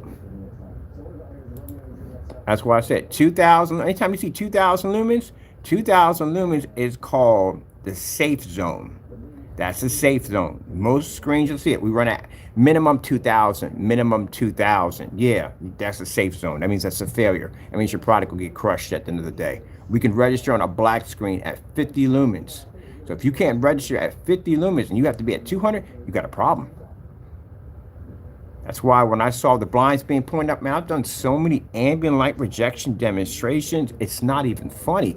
How in the world can I get screens to run outside and just about any place we can run them at with lights all over the place, even off a ceiling, and you have to have blinds pointed up at a ceiling? Are you kidding me? No. What the frick are you doing? You're doing something wrong there. No. Where are you getting this from? And then y'all come on camera and y'all talk about all this dumb nonsense about the blah, blah, blah, blah, blah. You kind of sound like a mixture of the Minions and the people from The Sims combined together when you talk. Everything y'all talk about, you have no videos to back it up. I know, I've been to your channel. I looked around, I couldn't find jack. If you go to my channel, I can spend an entire day, I can spend 7 hours in here on a live stream digging up all kinds of stuff on our channel. Sometimes I find videos in here I forgot we made. 200-inch screen. Boom! How'd I know about 200-inch screens? Because I made one. There it is right there, sitting there. 200 inches, all lights on. Built one already. Been there and done it. I showed you curved screens. I showed you fixed frame screens. I showed you all kinds of stuff. We still got more stuff to show you. Yeah, because, man, that whole kind of crazy attitude I have about challenging myself, yeah, I challenge myself on every level, every chance I get. This is why the unit that I'm looking at right now, and when he said 5 windows, like, oh, 5 windows? Yeah! Yeah, because that's what I want. I'm not you guys at the end of the day. You guys are like, oh, it's got 5 windows. We can't work in that environment. Oh, heck no. Challenge accepted. We're going in. Doing live demonstrations of that filter technology for sunlight, it could have failed. It could have failed. But guess what? Don't care. I'm going in. Y'all not about that. Y'all not about that. That's why I said when y'all come against our screens, y'all not about that life. My screens will destroy your stuff. I love a challenge. What other challenge could y'all give us an ambient light rejection technology when we're eating sunlight? In 2024, we'll have a technology that'll sit up there and you can turn your ultra short throw, long throw, and whatever, and you could have sun pass through your window without your screen washing out. So what other challenge could you give us? Yeah! And mind you, that technology sitting in that window was 60% done. It was never finished.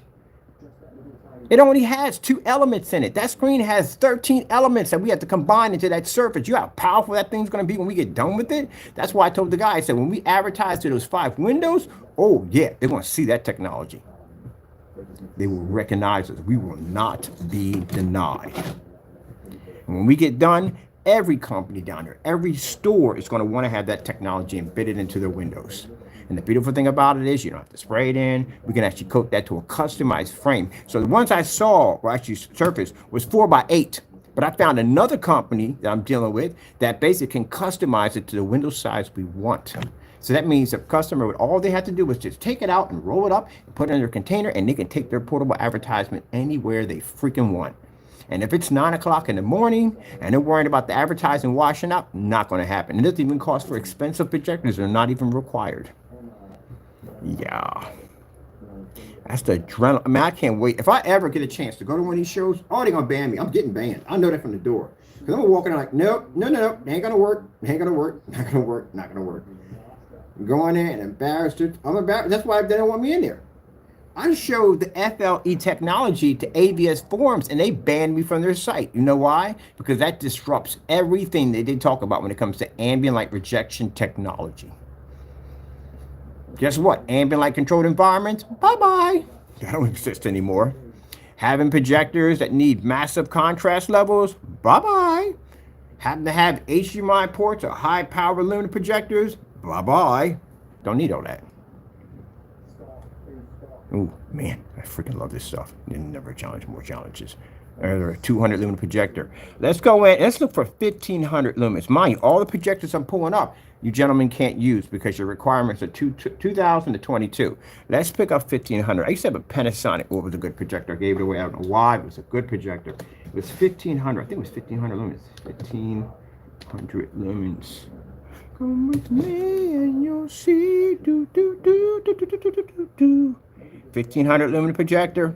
Right there. I got an NEC right there. 1,500 lumen projector. Boom. Right there. NEC VT47. 800 by 600. 1,500 lumens. 720p. Been there. Done it. This is why we had all those projectors. Because we had to test those screens on all those different projectors. There's the unboxing of projectors I was purchasing. Bringing through. So if you're watching the same projector, that's why we call them crutch projectors. If you're watching the same projector over and over again on the same demonstration, and it's a high-end, high-performance projector, they call them crutches. Because, again, this is a projector. They know they're going to get better contrast. They know they're going to get better color. They know they're going to get better white levels. They know this. That's why they use these particular projectors. Bad idea. So what happens to the customer who doesn't have that projector? Maybe they have something cheaper. What's going to reaction to the screen? That's why we use the old beat-up projectors, because we can make that thing look fantastic. Guess what? Most people right now have projectors better than me, and that's the way it's supposed to be. Your projectors are supposed to be better than mine. So that way, I can show you that even at the lowest level, if you don't have the money and you want to go in and you want to buy one of these, you still get an excellent picture. Not start all the way at the top and start with a $5,000 projector and go, well, I don't know, if you don't have this and everything else, go, there you go. Starting a projector for the P2, bad idea. Are you kidding me? So there's no change on now black screens, we don't have that problem because they're black. So you're going to tell me on a gray screen, there's no contrast difference between a 2 million to 1 and a 10,000 to 1 contrast? There's no difference? Because if that's the case, why in the world am I going to spend $3,100 for a projector? I just might just get the one over there if it's going to do the same thing. It's just basic common sense. So let me get this straight. Both of them do the same thing. This is 2 million, and I'm paying how much for this? And this one's only 10,000 to 1, and it does the same thing? They're both inky. They're both? I'll get this one instead. Yeah, there's a difference. So your black levels are going to come up, well, gray levels are going to come up much darker at 2 million to 1. So you're not going to be able to pick that up. That's what I said. Oh, let's go show this off real quick. Ooh, this is a nice projector too. Lights on. And when you show contrast levels, remember this is why we're going to the education page to help people out. Contrast levels should be done in fully lit environments. Why? Because contrast levels can be fooled in dark environments. You go to turn your lights on, you'll find if your star field's pulling or not. That's why they must be done in a fully lit environment. Anyone's doing demonstrations in the dark are trying to get over on you. Now, right now, they're going to be up in the hate mail right now. I can't believe he's telling our secrets. How dare he? Yeah, I'm going to tell you a secret. I'm going to tell everything because you're not doing it right. That's when I told you about the blinds. Remember I told you about the blinds? When you look at the blinds are supposed to be straight, just like this. So you can see the object. So the light, when it transfers through, it hits the screen. What good is it going to be if the blinds are pointed upward? What good is it going to be if the blinds are pointed downward? When the light comes through, it's going to shift it down. When the light comes through, it's going to shift it up. And then use some dumb excuse like, oh, it's hitting the top and it's sprinkling the light to the environment. If that was the case, then I wouldn't have saw shadows behind the back of your screen, which I did. So all that. Boom. Boom. Oh, there's the Panasonic 1500 lumen projector. Yeah. There we go right there. Right there. I want another one of these. That was a really good projector. It was fun. That was a good projector, man. I was at 12 on that one. We got to go play with that. Let's go check that out for a minute. Yep. I got people come on my site, my YouTube channel, and they said, man, there is so much information on there. There you go. That's what I'm talking about, getting the job done. So, question we got here. The FLE testing that's coming up, right? How in the world that we're going on sites and we're finding dummy shopping carts? Nothing on the product, no demonstrations, nothing there. And an FLE already, before its test, has somewhere between, I'd say, roughly 15, 16 demonstrations displaying that screen. So you know how pop-out videos, right? I think by the time we reach, I'm trying to get to that. We got to 10,000. We had 9. I'm trying to get to that that 20,000 video demonstrations completed. Because I had one guy contact me and he said, oh, it looked like your white level was a little red. Oh, you're talking to somebody at the end of the day. It spans back longer than you have. I've been here a lot longer. Why are you? All his demonstrations were done in the dark when I looked at his channel. But I've been here longer than you have. I think I've got a screen just about everywhere in the world about right now. I'm pretty sure I do now. I even got one in Madagascar. No, I do not. So yeah, I think I've got a screen. My history dates back for years. And on top of that, I have a knowledge and technology, black technology that goes back for 8 years. I was developing gray screen paint. Again, I got knowledge in that. I got knowledge in gunmetal technology. Diamonds confirmed that when they contacted us. And as projectors, yeah. So what about the newer projectors? What about the high-end projectors? Let me explain something to you. If you can get an old projector to produce off a screen without a problem, crystal clear, fully lit environment, see the contrast, see the color, see the white levels, I think a more advanced machine would be a cakewalk. That's easy. Very easy. That's the reason why they updated the projector to a high-end projector, because the screen couldn't produce it. I have 1500 lumen Panasonic. Where's that thing at right here? I'm going to go look this thing up. I'm going to get me another one of these. I got this projector for $120 from a church. Goodwill also, too, has some fantastic projectors. I always check their sites, too. Let's go pop over here. We got 1500, right? So the 1500 would be, yeah, on that one right there. 3,700 lumens. Yeah, there we go. This is my Panasonic right there. So for the person who made the statement, I only use 4,000 to 5,000. I have more projectors than you have in your collection right now. Literally.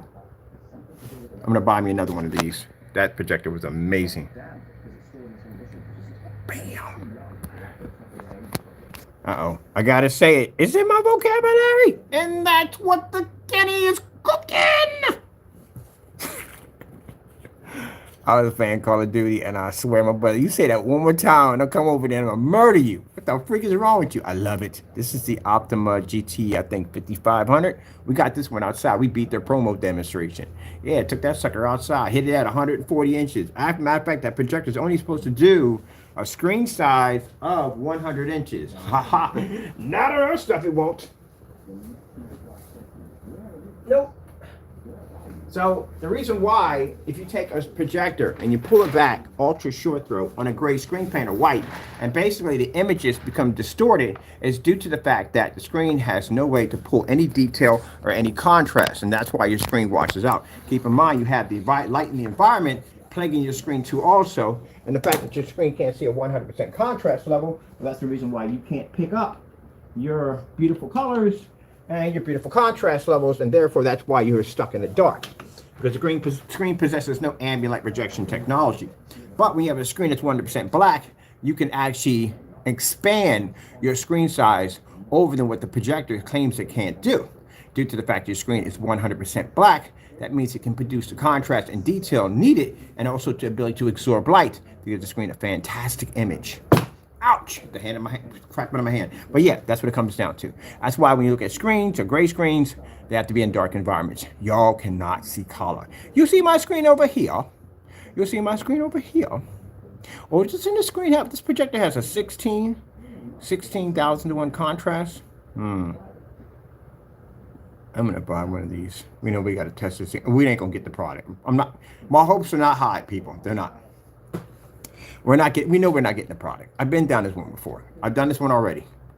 I've done it too many times to count. We already know from the door. There we go. We got the 1500 right here. See with the lights out right here. See the certified screen here and here, and the white sheet of paper here shows you that even without our technology, your 1500 lumen projector does not function at all whatsoever. Can't pick up at all. You can't see color in any way whatsoever. It will not register for you. Where did all the color go? It's not there. Bum, bum, bum, bum. You can check this out. Go on my channel, knock yourself out. You want to learn how to paint motorized projection screens, knockoff projectors. We got dozens of projectors on knockoffs, explaining why you do not buy knockoff projectors. 1500 lumens, 1500 lumens. Do, do, do, do, do. Do, do, do, do, do. And the Maxo Zone, before we even knew it was the Maxo Zone in there. Yes, the projector collection. I got one called the Christie Parade. Yeah, because I use Christie's. I use Christie's because Christie's are my favorite projector. Out of all the projectors I own and have tested, one of the projectors I love the most would be the Christie. I love Christie projectors. But it doesn't mean that because I have Christie projectors in my collection that all my demonstrations are done strictly on Christie's. No, that's why I have all those projectors in there to test. That's why I can go in here and pull this one and pull this one up. Hey, watch this. Let's have a little fun here. Let's play with the name game. Let's pull up a Sharp. Sharp projector. Sharp. I had a Sharp projector in here one time. It was a good one too. It's a nice one. See if I can pull. Bam, bam, bam, bam, bam. Bam, bam, bam, bam, bam, bam, bam, bam. Bam, bam, bam, bam, bam. Bam, bam, bam, bam, bam, bam, bam, bam, bam, bam, bam. Unboxing Sharp's Relic projector on the Supreme 12. You know what? I'm gonna tell you something. My adrenaline's to the roof right now. I'm super hyped because I love it when I shoot my demonstrations. It shows like the time and the effort and the push that I wanted to, that you guys then they are afraid to do. But let me explain something to you. If I want to really, really embarrass you, I can have you cancel out on a 12. Matter of fact, I can make you cancel out on a 7. I could bring back a 7. No FLE technology, and I could basically buy your products and clamp something to put them against a 7 and watch you cancel out on our 7s. So if you're going to cancel on the 7, how are you going to take that thing out? It's not going to happen. Never! Never! My buddy be like, you be hyped? Yeah, I'm hyped. I love freaking this stuff at the end of the day, man. I never forget the time when I was doing the demonstration, somebody came in and said out of their mouth, well, how come black paint will do the same thing? Man, do you remember when the Grinch figured out how to take Cooville and that grin he had on his face? I'm like, challenge accepted. Yeah, embarrassed him right there. Boom! Go buy the paint for me. Go ahead. Here's some money. Go over to Home Depot. Go buy the paint. Bring it back. Yeah. Why do you think I can give people challenges to send us black paint? Because we did it already. I already know the outcome of it all. This was the unboxing on the Sharp. This thing was old. I mean, it was really freaking old. It was an old projector. Yeah, it was old. Look at the relic. It was beautiful. I loved it. I loved it. I'm going to get another one of those. I want my projector back. I actually got rid of that one because it broke on me. I only got it for like, how much should I pay for this thing? And when I bought the projector, the guy was like, you really want this? I was like, yes, I want this projector so badly. Should have said that badly because you'd have thought in the day that, you know what I mean? There you go. That's a Sharp projector right out of the box.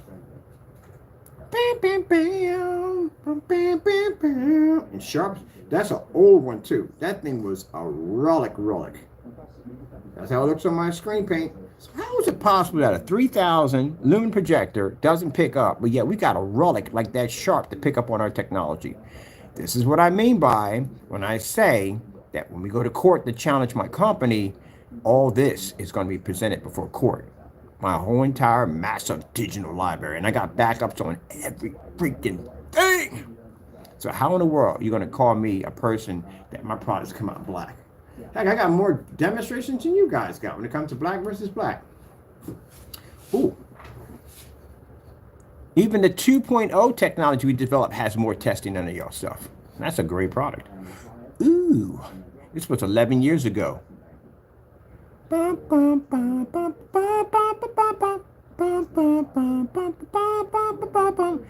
let's go over and let's check out our black technology 8 years ago, the Onyx. Did you know Onyx? Onyx. Can I put down DIGIT? Oh, am I spelling that right? No, I butchered the crap out of that one right there. Let's get that right. Gotta pack it up. Pack it up, pack it up. Digital 4K. That'd be crystal. Onyx? Yeah, Onyx. Let's put down the beta testers. Beta testers. Heck, I didn't show you beta testers on my Crystal Edge. Bam. These are our beta testers under the black technology that we had nine years ago. Really? It was that far back? That's farther back than I thought. There we go. See that? That's a test demonstration on a black technology 9 years ago. You want to challenge me a quarter who had it first? I'll bet you another 100 grand. Yeah, we date back. We date back. Way back. There we go. What's this right here in my hand? What is that right there in my hand? Yeah. I got to put this out here real quick. Gentlemen, I'm taking you to court for basically saying my company was doing all this fraud. I'm going to crush you in court. I'm going to crush y'all. I got videos that date back to God knows when. How you going to, you weren't even around. You didn't exist. So how are you going to claim I did all these things? You didn't even exist when I first developed it.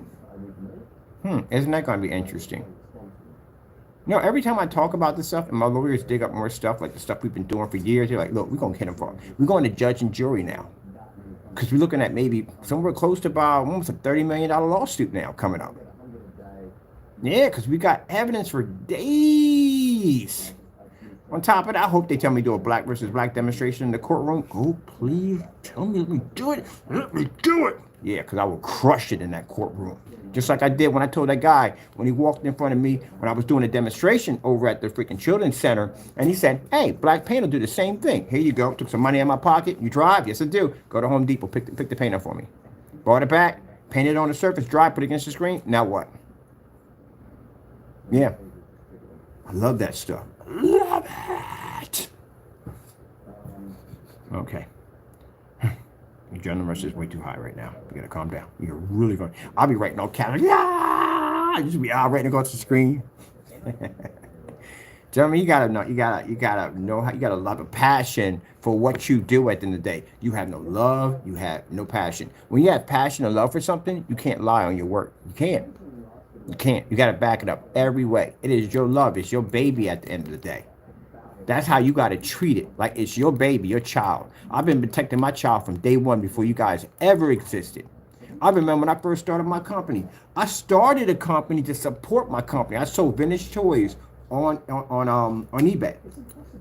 And I worked every day hard finding these toys, doing research on them, got myself up to a nice top account, and I used that money to fund my company. Until one day, my company was able to fund itself. That's what a company is at the end of the day. It's your little baby. That's what it is. When it's first born, it can't defend itself. It's not strong enough.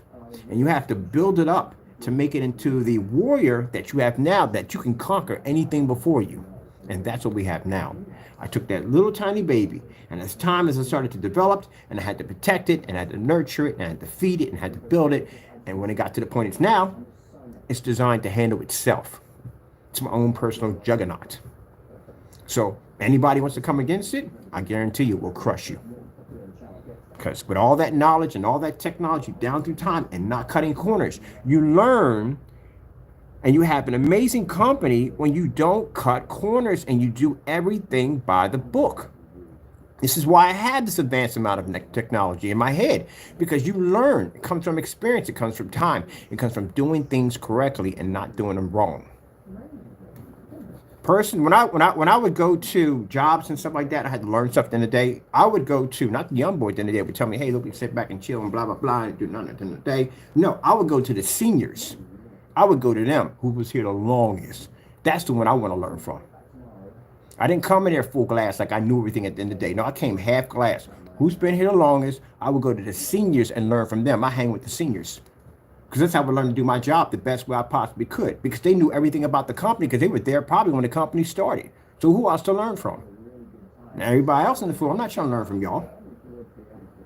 So that's why I got the promotions. This is why I rose in rank, because I learned from the old heads. And nobody wanted to go near them. No one bothered with them because they thought they know what they was talking about. No, they knew the history on the place. That's the people I need to work for, to learn from. So that's what I do. Anytime I work any job, when I was working jobs, I go hang with the seniors. I learn everything from them. And they're happy to teach you.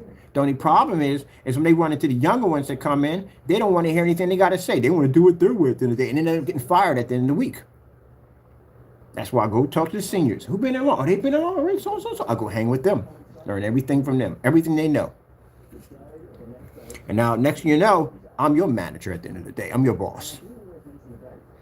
Y'all don't know how to work. You don't know how to do it. You don't know how to do it. Can't make up excuses for your fails. If you fail, then you apologize, you go back in, and you do it again. And this time, whatever you did wrong, you make sure you try to do it right the next time. You don't continue to father the lie. It makes it even worse. It's like trying to put out a fire with a bucket of kerosene. You're just making it worse. Apologize for your actions and go in and do it right again. You'd be surprised how well you will pull up customer trust if you admit your faults. Trying to hide them doesn't help. You're going to get out sooner or later. People are going to find out. And I've been how long? I've been here for quite some time. I've learned from experience in life. I learned a lot of things in life. I learned a lot in this business. I met some amazing people too on top of that. Like I tell you, at the end of the day, for me, it's not the money at the end of the day. I've met some of the coolest customers on the face of the planet. I told you, I met this guy who built birdhouses. And he was talking to me at the end of the day, no, I just built these birdhouses. I still find that fascinating. I don't do what you do at the end of the day. No. What I do at the end of the day is what I do at the end of the day. But what you guys do at the end of the day, I find really fascinating. It can be anything, and I find it fascinating. I just find the things that people do are fascinating. And I want to know more about it. Like, well, how do you do that? And how you put that together? That's pretty cool. Because it's something I don't know. It's something new I can learn at the end of the day. And if it's something I do know, maybe they can teach me something new. Never go through life full glass. One of these days, I might bump into somebody who knows something about black technology that I don't know at the end of the day. And if they're not basically out there trying to slam my name around and treat me like garbage, then guess what? I'll work with them and talk with them, like that company over in Ireland right now. I basically have the ability to advance their technology from what I've heard already, but still curious to see exactly how well they've come along in black technology. So that means if I can basically support their company and give them a bit of an edge, I would do so. Why not, to usher in black technology? That's what I want, truthfully, at the end of the day. People think, oh, we just want to dominate everything at the end of the day. No, I want to see better technology, not this trash people are putting out. If there's more of my kind out there that are making black technology, I support that 100%. But there are people out there making screens that they call black at the end of the day, and you can't even pull a black level? That's the first thing, it's a black level. That's the dumbest thing I've ever seen in my entire life, where you have somebody claim that they're pulling a black screen paint, you have a black screen paint, and you can't pull the physical color black? Oh, come on. That's almost as worse as the freaking projectors that claim to be 4K and they're freaking 1080p basers or worse projectors. That's even worse. Either you are or you're not. That's what it comes down to. Sheesh.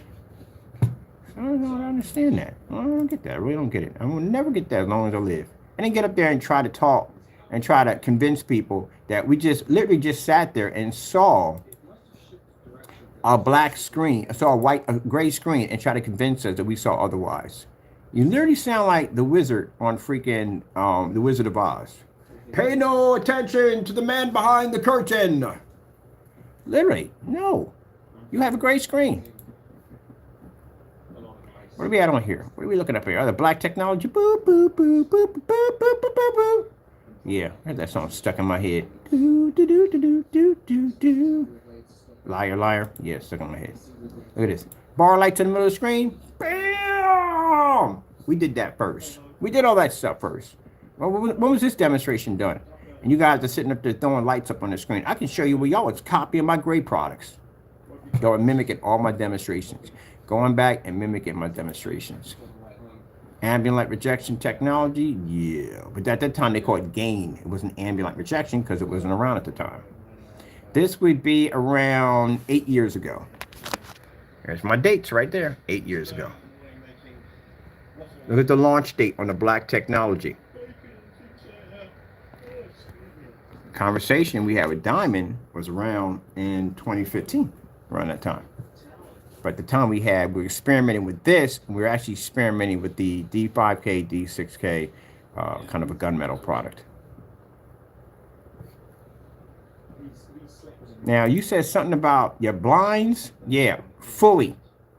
That's when I heard you say your blinds. Or the lights pointed upward. No, you would redirect the light because your screen washed out. This is my demonstration 8 years back. I got technology 8 years back that could crush y'all. Woo! Let's go check out some of this gray paint in the day. Let's look at my knowledge in gray paints. Yeah! Sorry, people, I'm a little hype right now. Hyper. Every house that I walked into, you notice all of them had tons of light. Because they're the only ones I would pick out. So when I was shopping for houses to rent, I didn't want any dark houses. I didn't want it. I could have easily got a house with one window cast off to the side and a little darker in the environment, light don't hit. No, every environment that I got, when I walked in that one house, that condensed light, like, oh, yes, we got to get this place. Yeah, I literally got the house because of a wall and lights. Because I wanted to see what would happen if I stuck my screen right in the middle of condensed lighting, can it maintain?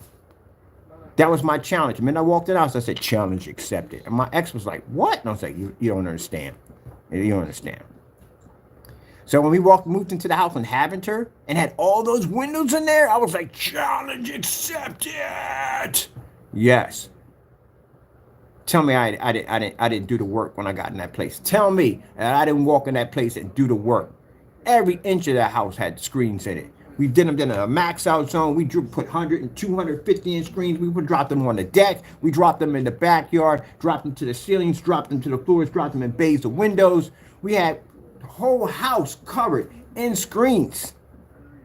Screens in the front, everywhere. Did I hide anywhere from any of the light in that house? No. Any place I walk into, I utilize it to its best ability. I don't care what kind of light it is. It's challenge accepted. And you're sitting there crying on some blinds, and you point them up at the ceiling for that little bit of light you got in that environment, and you got nerve to talk about me about ambient light rejection? At the end of the day, please. Where's your 250-inch screen? You don't have one. Where's your 80-inch screen? You don't have one. 150-inch, you don't have one. Dual 150s, you don't have any of them at all, period. Let's move on. Sorry, people, but the adrenaline is there, man. The adrenaline is there. Oh, my goodness. This video just popped up. Bam! I'm about to crush you with the freaking Thor hammer. Over here, 11 years ago. That's how old your gray screen paint products are. Right now, gentlemen, well, one person makes gray paint right now. My Digital One Crystal Screen Paint product is free. I advise someone to put that product against their own product. I cannot bet you I match your stuff. I bet you the product we had 11 years ago showing your product is old. This right here is the Digital One Crystal Screen Paint final demonstration that dates back 11 years ago. Part 4. So the reason why there are 4 of these because the surface it was painted on, you know those vinyl shades that you get when you go to Home Depot, them big ones? We converted one of those into a screen. This is way back. Look at that. Look how good the video is. This is way back. Way back. Ah, my goodness. See the screen? I had one guy come in one time, he said, oh, you don't know anything about gray screen paint. All right, so what hammer do you want me to crush you with? The big one or the small one? The small one takes some time. There's a lot of beating across the head. The big one, just get it over and done with it. Yeah! Yeah, I just sent him a freaking book, phone book of test demonstrations of our Digital One screen paint. I've made so many versions of gray paint, it is not even funny. There's a reason why I can just make it off the top of my head. There's a reason why I can just look at somebody's product and go, yeah, that'll match Network Gray 773, and it'll match. Now the screen behind it is the same screen paint. The screen in front of it is the same screen paint. The reason why it's done that way, because at that particular time, you weren't supposed to be able to paint screen paint on a vinyl surface. Can you believe that? Yeah, because the Goose Screen made it so that you could only paint the screen to the wall only. Only to the wall, only to the wall, only to the wall. So what we did the opposite. Everybody else was making gray paint. They were doing it on the wall only. We were just painting all kinds of crazy stuff. Cardboard boxes, sheet metal, crazy stuff, glass, stuff like that. Doing the opposite of everybody else. Because you know why? It's easier when you follow the crowd. We don't follow the crowd. We go in the opposite direction. We go toward the crowd. Too easy. Do a demonstration, dark environment, good projector, because they didn't have 4K at the time. Good projector. They probably did, but we didn't have it. Good projector. And everybody did the same demonstration. You got to be an ambient light controlled environment if you want your black levels and colors to pop up. Blah, da, da, da, da. Let's go follow the group. Everybody follow the group. The sheep are going this way. We'll follow the sheep. Yeah, that's what it was. And except for we did it the other way. We fought against the crowd. And this is why you see us banned from ABS forums, because when ABS format showed a paint that we painted in 5 minutes and was able to 1 hour or less, or 1 hour or less, when it took hours to paint those screens in, and they didn't like it, so they removed us. Did that make me upset? No, it made me happy because I can show ruffles in the river.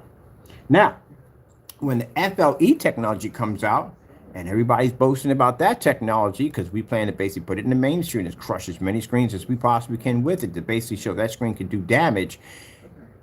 Message to ABS Forum, I don't even want you touching my stuff. Oh, this is one of our beta testers. This is for the Digital Onyx. Here we go, right there. Boom, right there. That dates back. Woo! How far did that date back? That was 8 years ago. Yep. Yeah. Yep. It's a cool dude, too. I wish I could figure out where he went to, too. He's a great guy. He did a lot of demonstrations on our products. Yeah, these are our slideshows that popped in on this setup over there. Actually, I have pictures of the first person who ever bought screen paint from us.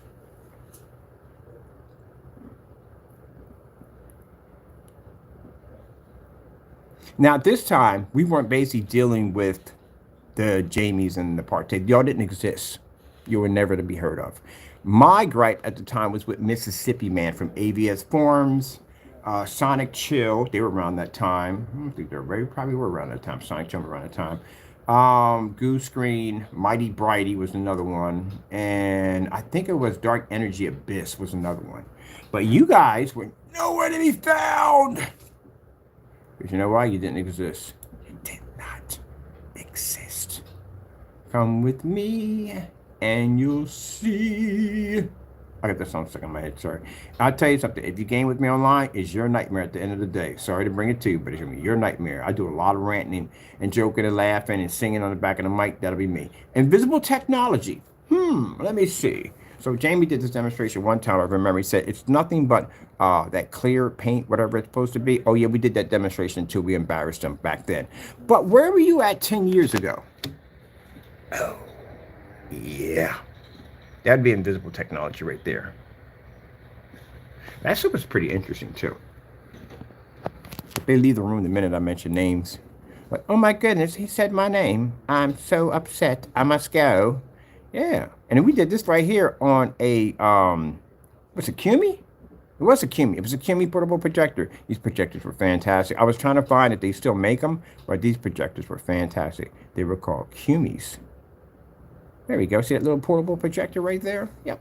It's called a Cumi. That thing was amazing. I wish I could find one now and put that on our technology. It would be absolutely amazing. It was a good projector too. Let me see if I can still find it. Yeah, that right there is rear projection technology. Oh my goodness. Do you know what movie that is? That's the movie The End.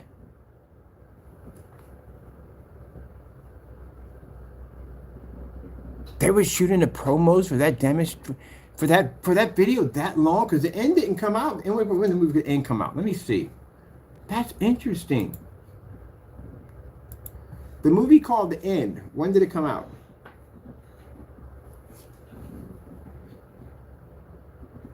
No. The new version of it. That movie came out in 2020. So in 2020, they must have been, and 11 years ago, they must have been showing this movie must have been put on hold because that's the movie right there. But if you go back over here, you will see the same 11 years ago. Yeah, this is the one basically where they go to the gas station and the freaking air conditioner falls on the freaking clerk and crushes her and everybody gets taken up. Yep, this is from 11 years ago or 10 years. Sorry, 10 years ago. That's 10 years ago. That's on our Crystal Edge technology screen paint at 300 lumens. So, which I find interesting, this is from the movie called The End.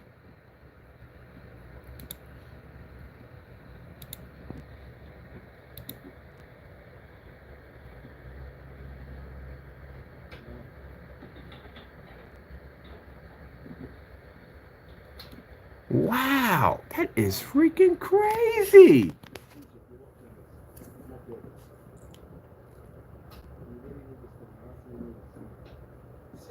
So how long was that movie on hold? And why was it on hold that long? Wow, that's interesting.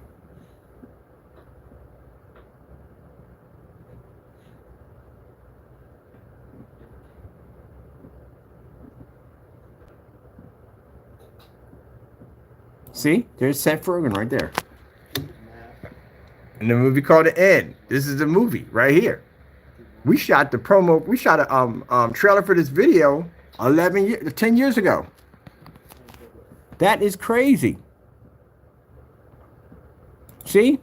Yup. Because that's when he was sitting in the chair talking about how the whole the accident and whatever was going on and people are being going through the sky and everything. They're being abducted. Yep. My goodness, that is freaking interesting. Let me see. I gotta look this up real quick. Let me see. Where we at? Movie, The End, gas station part. Let me see.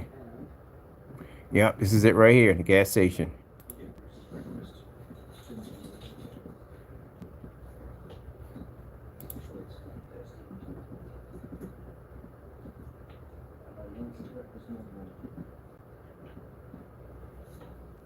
Tell me, did I not just see what I just saw? See, I told you.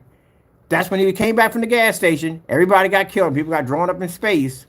And that's when he sat there and he was talking to him right there in the chair about what just happened and what they just saw. And this video is from when? This video is from 5 years. This is 5 years ago, right? 5 years ago, right? All right. This is pretty cool. And we shot that video, that promo for that one, where he's sitting in a chair right there, having the conversation. There it is right there. There it is right there. He's sitting in a chair. And that was from 10 years ago. I know it takes a while to make a movie and all, but that's interesting.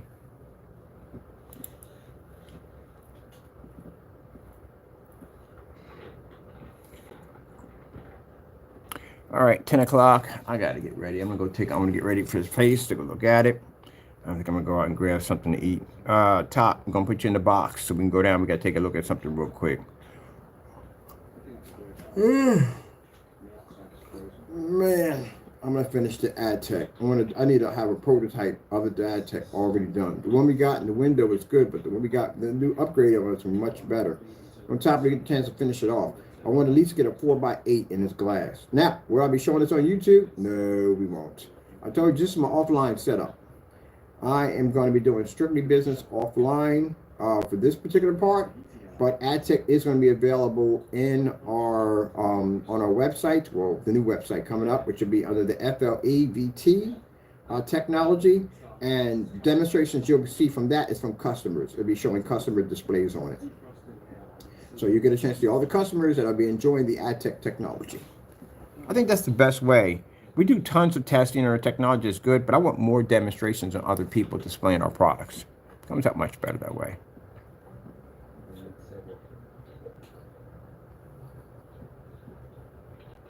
Let me see. The difference between a gray and black screen. Yeah, let's put this one in here real quick.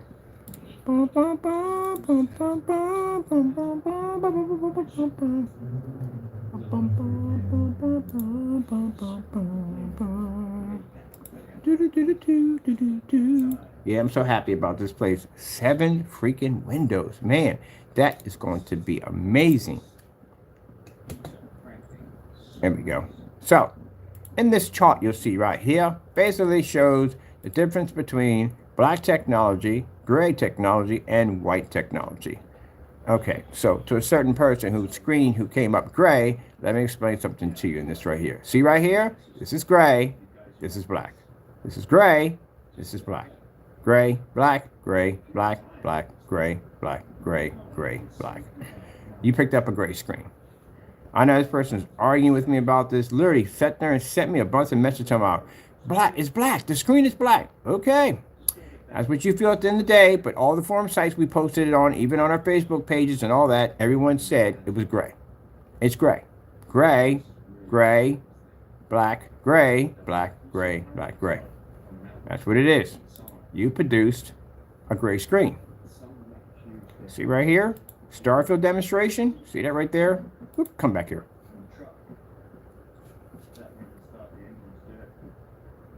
See right there? See? See how that's black? See how that's not black? This is what your screen looked like. This is what the fake Phantom looked like that you had over there. But either way, it pulled black. You did not see black. Now I have to do demonstrations on fake screen paints. Well, if we get it over here, which I doubt we are. I really doubt we're going to get it. Because again, like I said, cancel kings. We're dealing with the cancel kings. Now, you see over here real quick, there's no short right here. You see how that screen's sitting in the window light? It's not being directed to the ceiling. It's not being directed to the floor. It's right where the window is, right there. There we go, right there. Look at Starfield demonstrations. Oh, we got to look that up real quick. How many Starfield demonstrations have we done? Let me see. Starfield demonstration. Let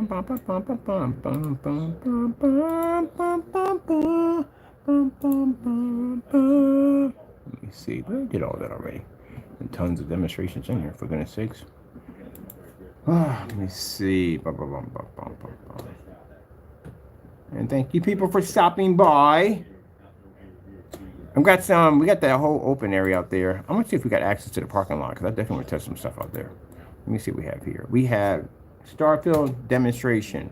Boom, boom, boom, boom, boom, boom, boom. As a matter of fact, this was a challenge he was supposed to do with a Starfield outside. Did he do it? No. Starfield, Starfield, Starfield. See? I mean, certified screens. These are all certified screens versus this Starfield. Right there.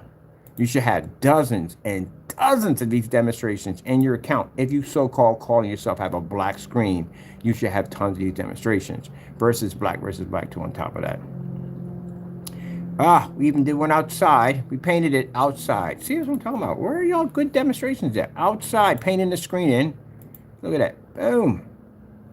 So this right here is all technology. This is the white screen. This is the gray screen showing it clearly. You guys don't see outside whatsoever at all, period. And we had to go in and we did we do a Starfield in here? I think we did a Starfield. Yeah, we go Starfield outside, painting the screen outside in the daytime. And there's the Supreme 8 right there. This is why I told y'all, the gray screens are outdated. Oh, wait. We were supposed to do that. Were we not supposed to do that? I got sidetracked there for a minute. Let me see. Let's go over here. We've done dozens of these, but let's go get this over here real quick. Man, let's see. Should I put in challenges? How many challenges have not been completed? Let me see. Let's put in DIGITAL. Crystal screen paint. Let's see my knowledge on gray screen paints. Oh, there's one right there, starting from the door. Gray screen paint. And for those of you that are from England, who think they're making fun of your accent, no, I actually love your accent. Wish I could talk like that. So proper. I do. I love the English accent. It's beautiful. It's beautiful. All accents are beautiful. They are. But I like the English accent. It is. I wish I could talk like that. I watch it. I love tea. Actually, I was talking to somebody. They were talking about how they were having Earl Grey tea. Man. That is so cool. I love tea. I love it. Man, one of the best gifts I ever had was basically I got this booklet with all these imported teas from all over the world. Yes, I drink tea like something like 6, 7 times a day. I freaking love tea. I love it. Look at this. This is all gray. Gray, gray, gray, gray, gray, gray, gray, gray, gray, gray, gray, gray, gray. I literally have more gray demonstrations than, yeah. Let's see. Outdoor test. Oh, this is this high-end grade screen we're doing. Painted screen on easy on drywall. Look at the rollers. They even copied the rollers. Even copied our rollers that we were using. Look. Come with me and you'll see. Painted on canvas. Ugh. Come on. Be nice. Work it, work it, work it, work it. Come with me and you'll see.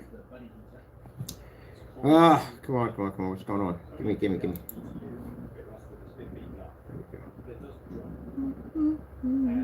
See? Same rollers. One and then copied all my demonstrations. You want to go to court and challenge me on that one? Who was here first when it came to gray paints? Me or you? Yep, it'll be me. So technically, at the end of the day, that's how I can tell you how it's made. I can tell you how it's made. I can tell you on how many different versions of gray paint I can literally make, and I guarantee they will never, ever. Well, we did that already. We gave them the challenge to test their products against the digital. They wouldn't do it because we were making your stuff years and years and years ago. So here's the kicker. Since we were here first, and you naysayers who get upset and talk about how amazing the product is, you're talking about me at the end of the day because I made it first. You want to challenge me on court on that one? My demonstration to how far I go back versus those guys? How much you want to wager? I think I'm going to do that next year. Next year, I got my lawyer team coming in. I'm going to start wagering people. I'm going to start putting y'all on blast. Y'all want to wager? Okay, let's pull out the contract. I'm going to pull out a contract and the contract, get them notified and everything. Send it over to you. Sign it. We're going to be in front of an attorney. Let's wager something. I bet you $100 I'll clean your clock. My knowledge on what I know versus, at the end of the day, these naysayers. If I tell you that I can make your product, I can make your product. If I tell you I can look at a screen, everyday house paint. As a matter of fact, I did it with a house paint. I literally looked at it and said, oh, this will match. Did it match? It did. Yeah, far. It's the Xbox 360 was around. Yeah, that far back. Yeah, on gray screen paint.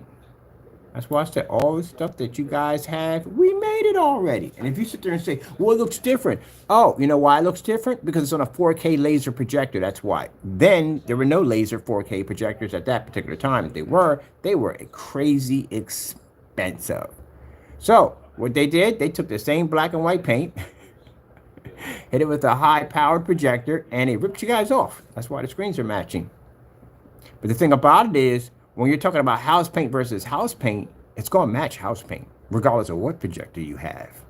So if they take this screen paint, what I had way back then, and they put this on a high-power projector, you're going to think you're seeing something special. But the thing about it is, when they can put it against another gray paint, guess what? They both do the same thing. It means you're not getting anything special.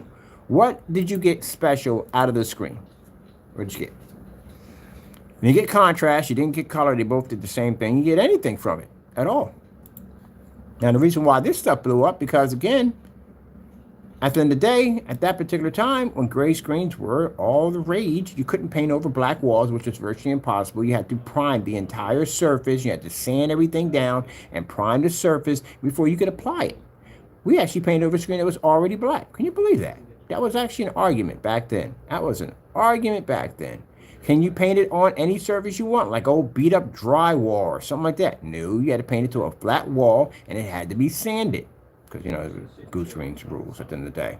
Could you paint this on a roll-up surface without the screen cracking or peeling? Nope, you had to paint it to a wall. That was the rules.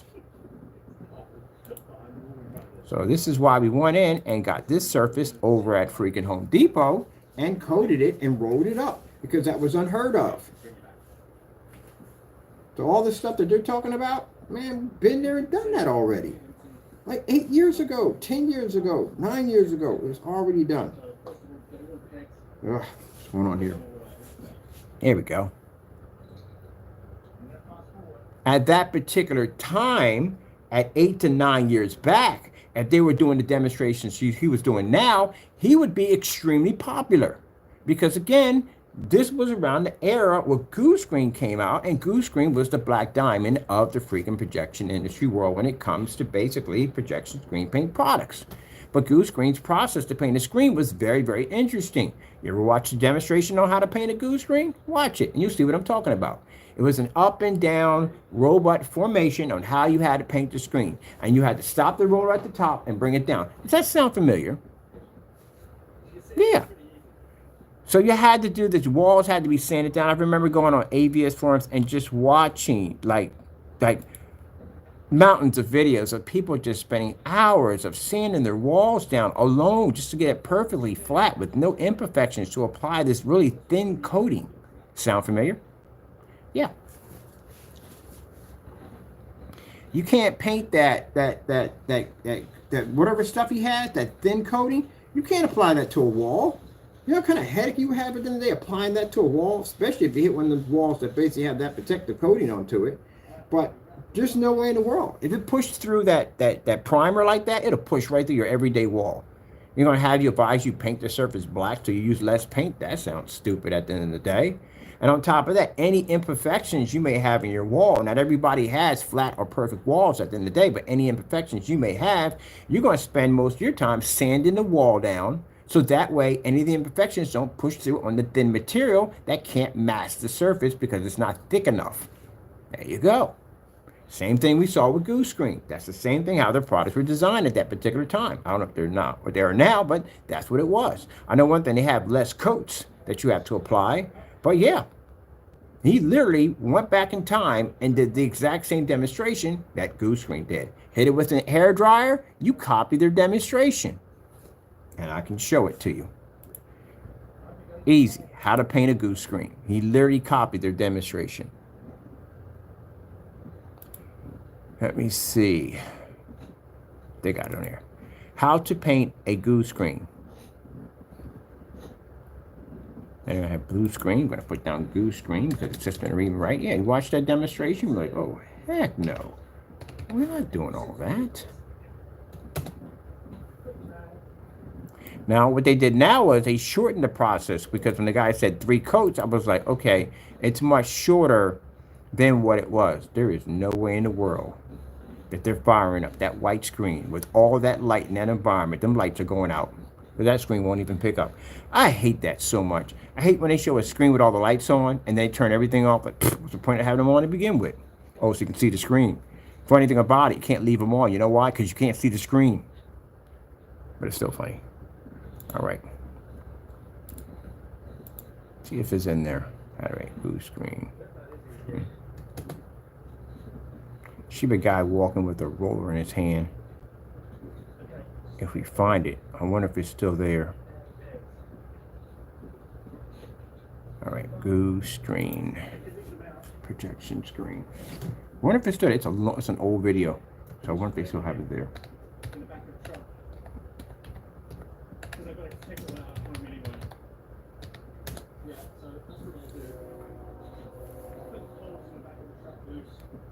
Yep, this is it right here. Yep. Now I want you to listen to the instructions on it. See if it doesn't sound like somebody else at the end of the day. Take our base coat and we pour approximately 200 milliliters into the tray, just under half. We dab a little bit on one side of the roller, a little bit again. Just very lightly cover the surface of the roller. Paint, not too much. Don't overload it or soak it. Just up. Now, that alone for the average consumer is a headache. So we have to put a light coating on the roller, and you can't overdo it and you can't soak it.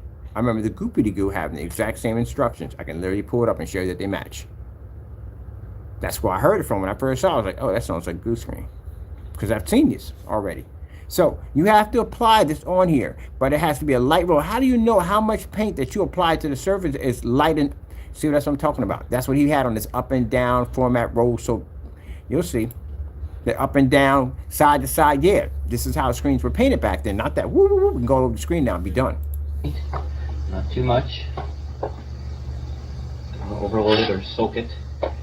Just on the surface. Bring it up to the screen. Lay some down.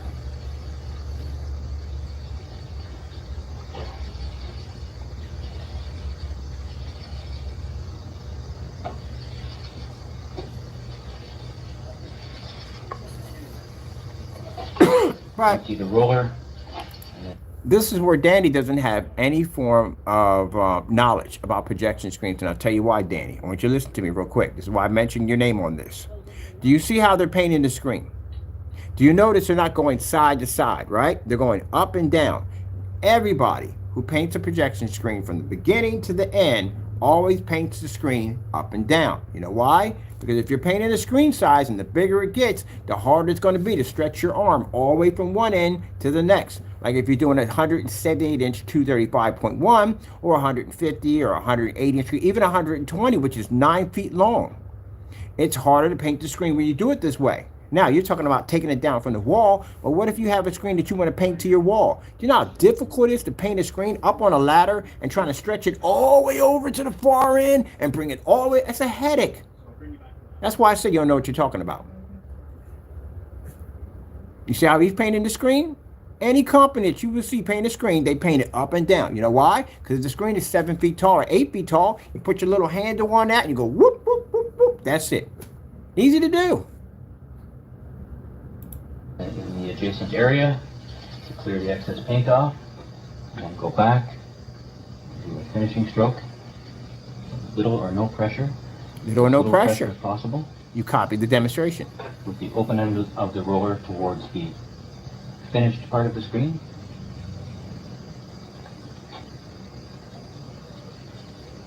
And then reload the roller.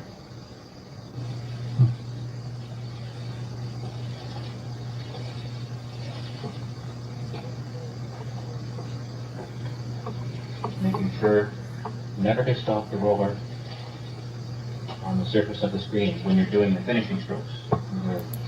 Because what happened was this coating was so thin that any imperfections would show up on the screen. That's why.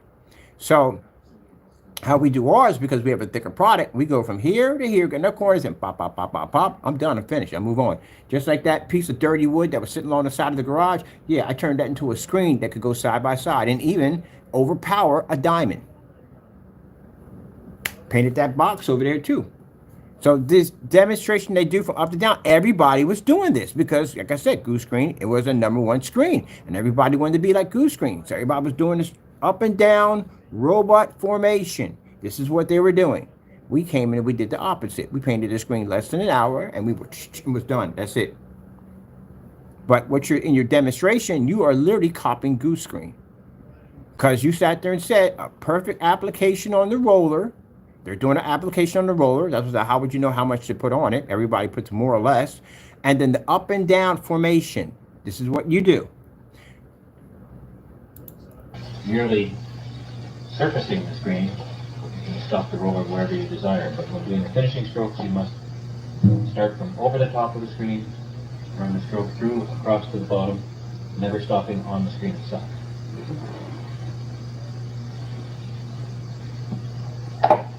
Throw it up again. Small amount, never soaking the roller, still using the surface. So mind you, when you paint this thing in, you can't soak the roller, which means you can't put the roller into the paint. You can't soak it. You have to put a light coating on the roller. Tell me how many of you will be getting that one right. And that's what he tried to say. You don't soak the roller in. You put in a light coating around the roller. Problem you have with that, some people are heavy-handed. Some people are going to do less, some going to do more, and they're going to feel they messed the screen up because maybe they didn't do it right. Too many complicated instructions. And then with your screen, going through all that to begin with, and then having the first coat not even pushed through, and seeing the other screen, the other surface pushed through, that's going to make a lot of customers unhappy. They're not going to trust themselves to finish the screen. The complication, the demonstration is too complicated, and they're not seeing good results on the door. This is going to upset them. That's why he said, don't worry, and everything's going to be all right. No, it's not going to be all right. It's not. I think people are going to snap over that fast. They're going to snap over IKEA furniture. And I've snapped over IKEA furniture.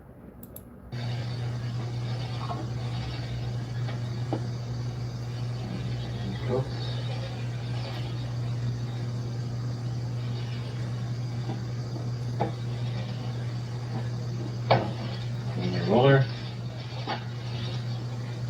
A little more paint product.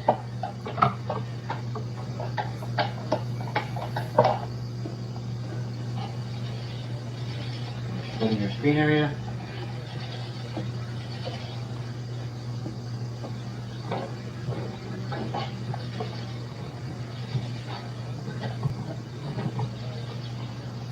Would have been done already.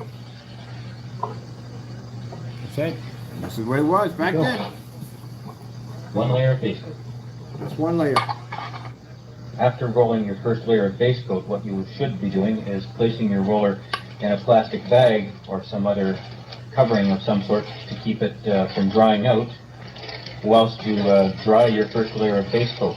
This prevents you from having to clean the roller and also save the paint that is on the roller.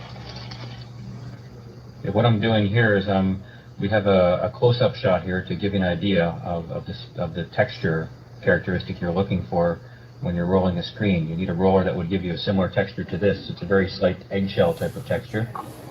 What you can do is you can use a hairdryer. Do you hear that? So I have to go to the screen with the measuring tape to see what the texture looks like, to make sure I got the right roller to paint the screen. Okay. To accelerate the drying of each coat between layers. You can use the hairdryer for a screen this size to dry the screen in approximately... And keep in mind, Danny, you also mentioned hairdryer in the video by drying the screen a little bit faster. This is one coat, except for the difference with theirs is your first coat, it's not going to bleed through. I've done a goose screen before. As a matter of fact, I had to do the products before I know exactly what I was getting myself into before I was basically going to be showing products back and forth. So I had to buy the products way back. So keep in mind, it doesn't bleed through at all, period. Once you paint it, I mean, it's up and down format, robot format, but still at the end of the day, keep in mind, the screen he's painting is a much smaller screen. Imagine that 120-inch screen, 5 feet by 9 feet. Or 150-inch, something like 7 feet by freaking 13 or 14 feet. That's going to be a lot of work doing up and down robot formation. But anyway, as I said before, theirs didn't bleed through. And the first coat that I put on, that is called one of the coats, where in your product you have it where you have to wet the screen first. And then that's not even considered your first coat. That's just getting the screen wet for the sake of getting it wet. That's just stupid.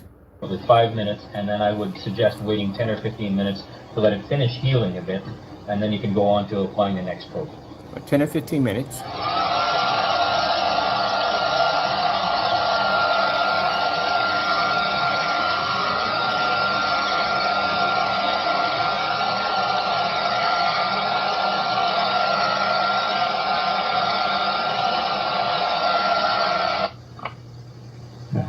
As screen goo dries, you will see that its tonality will lighten up considerably, and it will go matte in its reflective characteristics, and you will be able to tell which part is dry and which part is wet.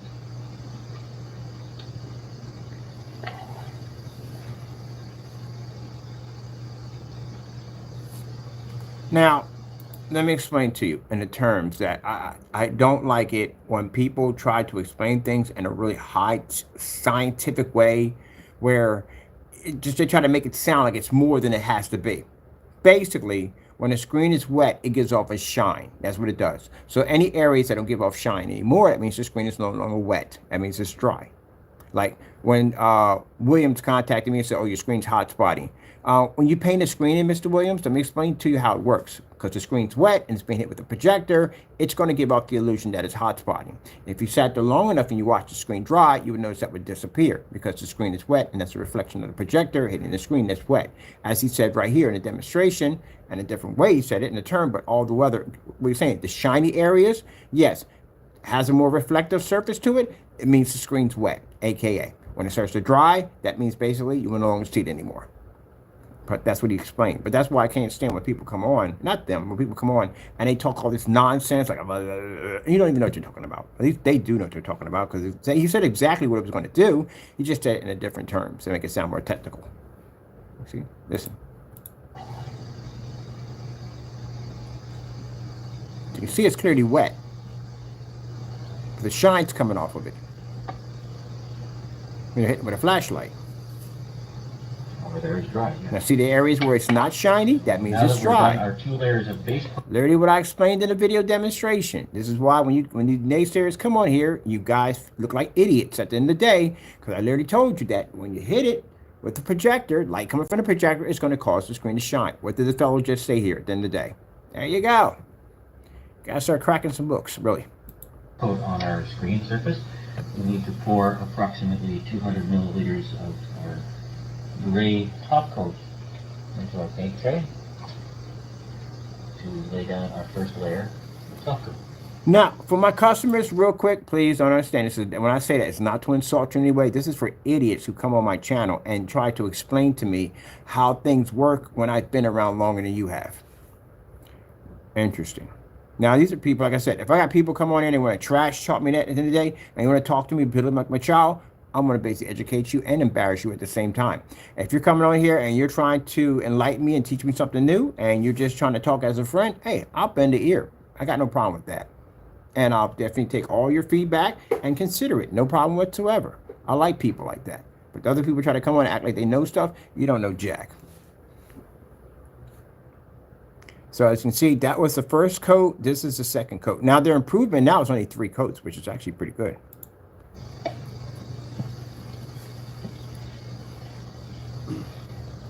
See, new roller? You use the same technique, Different roller this paint on time. the roller as you did with the base coat. You don't over soak the roller, you just use the surface of the roller. So basically, as you're rolling it in, you can't plunge the roller in deep. You have to roll it over lightly. As you're lightly rolling over the paint, that's how you get the light application to the roller. Is that necessary? No, that's why he has to keep coming back and painting the screen, because again, he doesn't have enough on the application to finish the surface. But anyway, this is how it was done. When you're painting the screen, you're never pressing hard enough to push the paint into the center of the roller. And this way you get the most use out of your paint without too much of it staying in the roller itself. Now you do the process Lay again. down our first 2 rows wide of our top coat.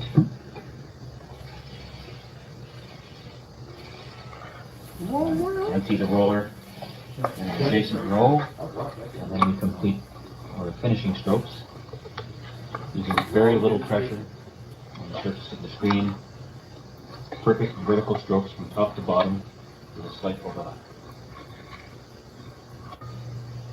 So now we're moving on to the middle of the screen, using the same technique with just enough paint on the roller to do approximately 2 roller width rows wide on the surface. And what you want to do is make sure that you have the open end of the roller towards the finished side of the screen and the closed end of the roller towards the area that you're moving into as you're painting. The reason for this is that the open end of the roller will have slightly less pressure than the closed end of the roller in a natural fashion, and the open end will feather into the adjacent layer on the finished side, and this will prevent lines from forming. Once again, when you're doing the finishing stroke, you use as little pressure as possible, simply guiding the roller down the surface of the screen. Now we're finishing off our screen. Make sure that when you're going back over a finished area to try and smooth it out, make sure that the paint is no more than 3 to 5 minutes old maximum, more likely 3 minutes, because the water-based acrylic coating that screen goo is dries slightly faster than the latex. Its tack time comes up slightly faster, and you will get more texture than you desire to have in the surface of your screen. Ain't joking about that one. What you're seeing right now is the wet top coat, which is translucent. And as we move into the drying top coat, where it has been dried with a hairdryer, you'll notice that it gets whiter and whiter and whiter looking. And what's happening is that the ingredients inside the screen goo product are draining of water, and they're getting more and more scattering and more reflective. So they're gathering light from around the room, and they're scattering light into different angles. So you get a very opaque looking but light scattering surface. And what we have here is a still wet digital gray base coat and digital gray light top coat screen. We have one dried area over here, and the rest of the screen is still wet. When the screen dries, the texture that you see when it is wet will shrink by a factor of 4 to 1. So there will be a lot less texture. What will happen is the surface will seal over, and then the acrylic will begin to seal and dry, and the water will still be in there. It will have to leach out through micropores in the surface of the acrylic. The acrylic will remain slightly milky because of the water, and will be at its milkiest on the second day, and then it will slowly clarify. Because it is a slow-setting acrylic resin, that is one of the base ingredients, it will take... Now, he said on the second day. Now, remember with that goopity-goo, where he said it took 7 days for a screen to dry? That's where he got it from. But theirs don't take 7 days. Actually, yeah, there's... I don't know if they're going to mention. They should mention it. I think it's like 24 hours and up to 6 months. Up to 6 months to fully clarify. Ah, told you. I know my stuff at the end of the day. I know it. Yeah, so basically, yeah. It's 24 hours, I think, for the screen to cure, and it's 6 months for the screen to fully dry. But it will reach most of its peak performance within 3 weeks. That is one of the base ingredients. It will take up to 6 months to fully clarify, but it will reach most of its peak performance within 3 weeks. Okay, notice how the tonality of this area here is much lighter, and I'm touching the surface. We use the hairdryer to accelerate the drying in this area to illustrate the difference in tonality and light scattering. So the dry area scatters light, and the wet area is translucent and darker. So this will give you an idea of what you're looking for in a screen as it is drying. Your screen is ready to view and use as a video screen once the surface has dried and lightened up and the light begins to scatter properly like this. But what you'll find at that point, as I said, is it will take up to 6 months to dry, and enjoy the fruits of your labors you have created on your own. Yeah, 6 months to dry. We came on and did a demonstration called Paint Your Screen in 1 hour or less. Paint and dry. That's why our company blew up.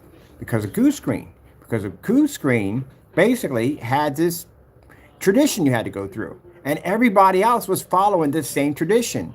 But we didn't. We went in the opposite direction. And we were able to back up a product that could be painted and dried on any surface. If the surface was marked, it didn't have to be primed. You're going to have your lights on. All kinds of stuff that everybody else was doing the opposite. And that's how we ended up with the 10-year global contract. Because we did the opposite.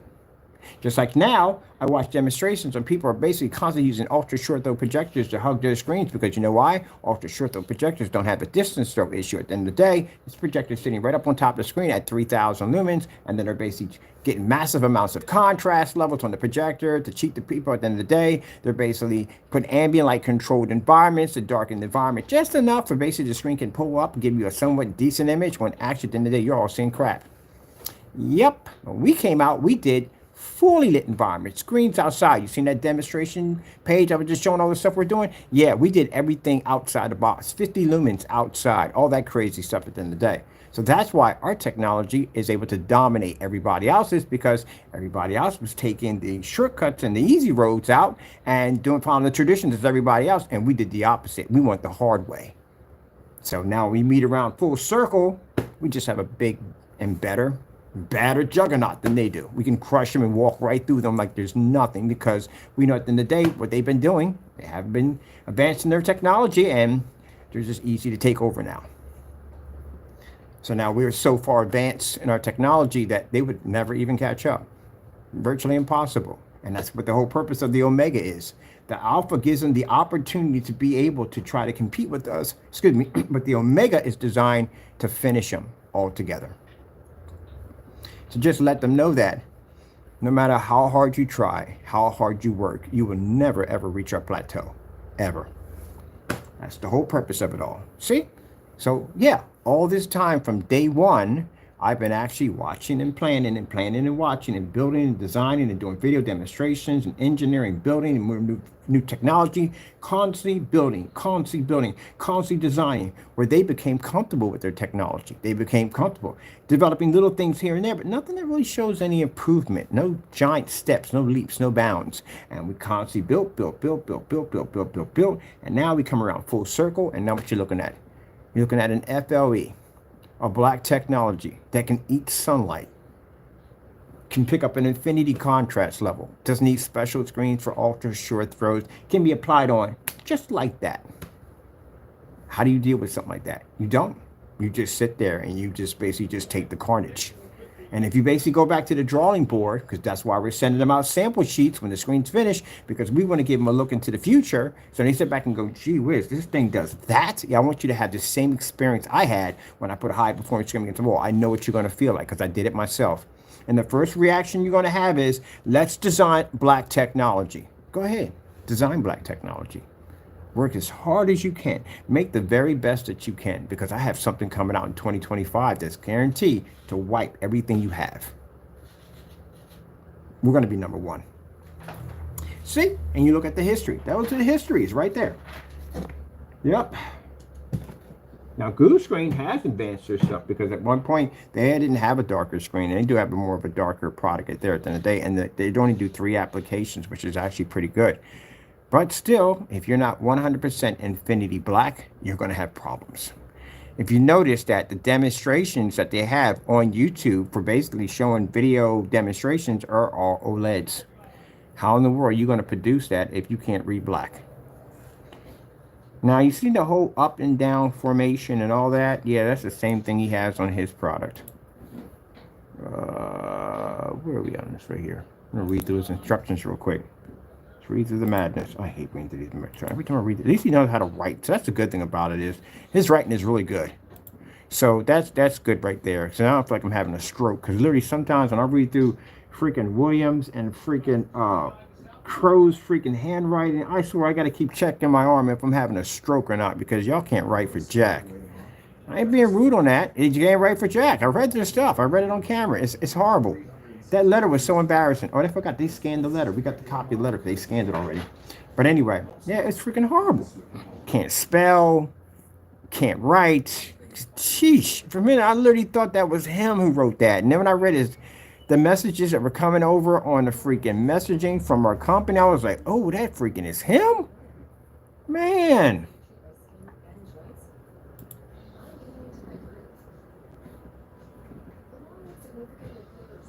I'm really surprised. I can operate doors. I really am. I'm surprised that there's not an instruction manual on your phone on how to open a door. I've never seen handwriting like that. That's horrible. Not so much the handwriting, but the writing is horrible. You should know that stuff already. All right, so let's look at this crate. See if he changed it. I think he changed everything in here now, but let's see if it has the same thing. And 3/8, bad idea. Never use 3/8 rollers. 3/8 rollers on a large screen of 120 inch, you're gonna mark your screen up.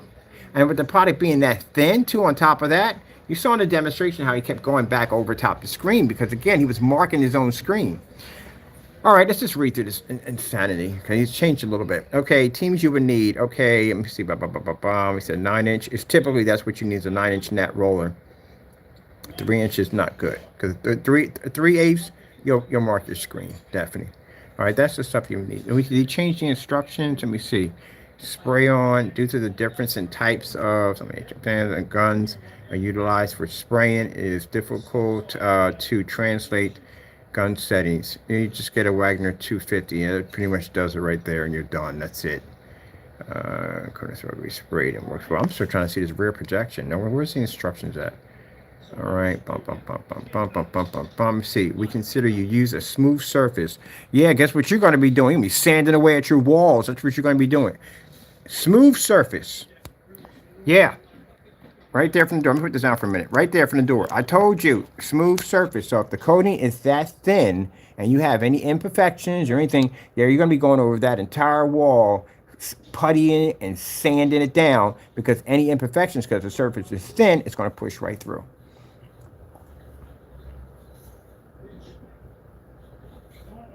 All right, let me see. Let's get this whole thing here. Here we go. Application.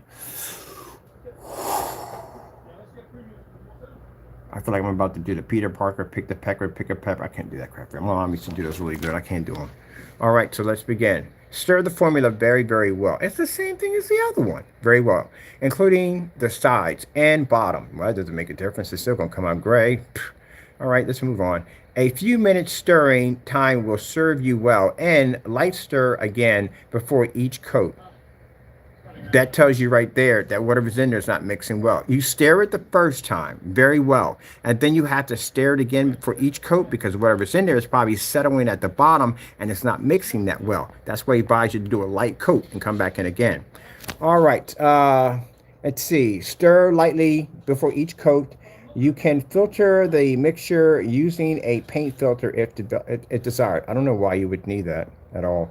Let's see. Preparing. We find it best and easier to apply the paint to the screen, laying it on a flat horizontal surface. Oh, yeah, see?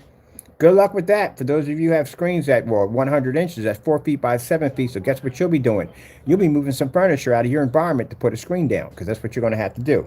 Mind you, if you have a screen at 135, 150 inch, that's a lot of furniture you're going to have to move out of your environment to accommodate the screen. Seen that 200 inch screen I had in the room? Okay, there you go. All right, so can you lay the screen flat against the wall? That's interesting. We find it's best and easier to apply this paint to apply the paint to a screen laying on the floor horizontally. However, if you are coating over an existing screen or frame or painting a wall, we recommend you watch the video for instructions. Well, you're taking that off the wall. It's coming off the wall. I told you that's going to happen. All right, here's our applications. Let's see. For a 90 to 100 inch screen, we recommend you pour a dinner size plate size amounts on the screen into the side approximately. Oh, gee, I gotta go through this freaking nonsense. Really? Come on, man. Just pour it on the screen. Approximate size.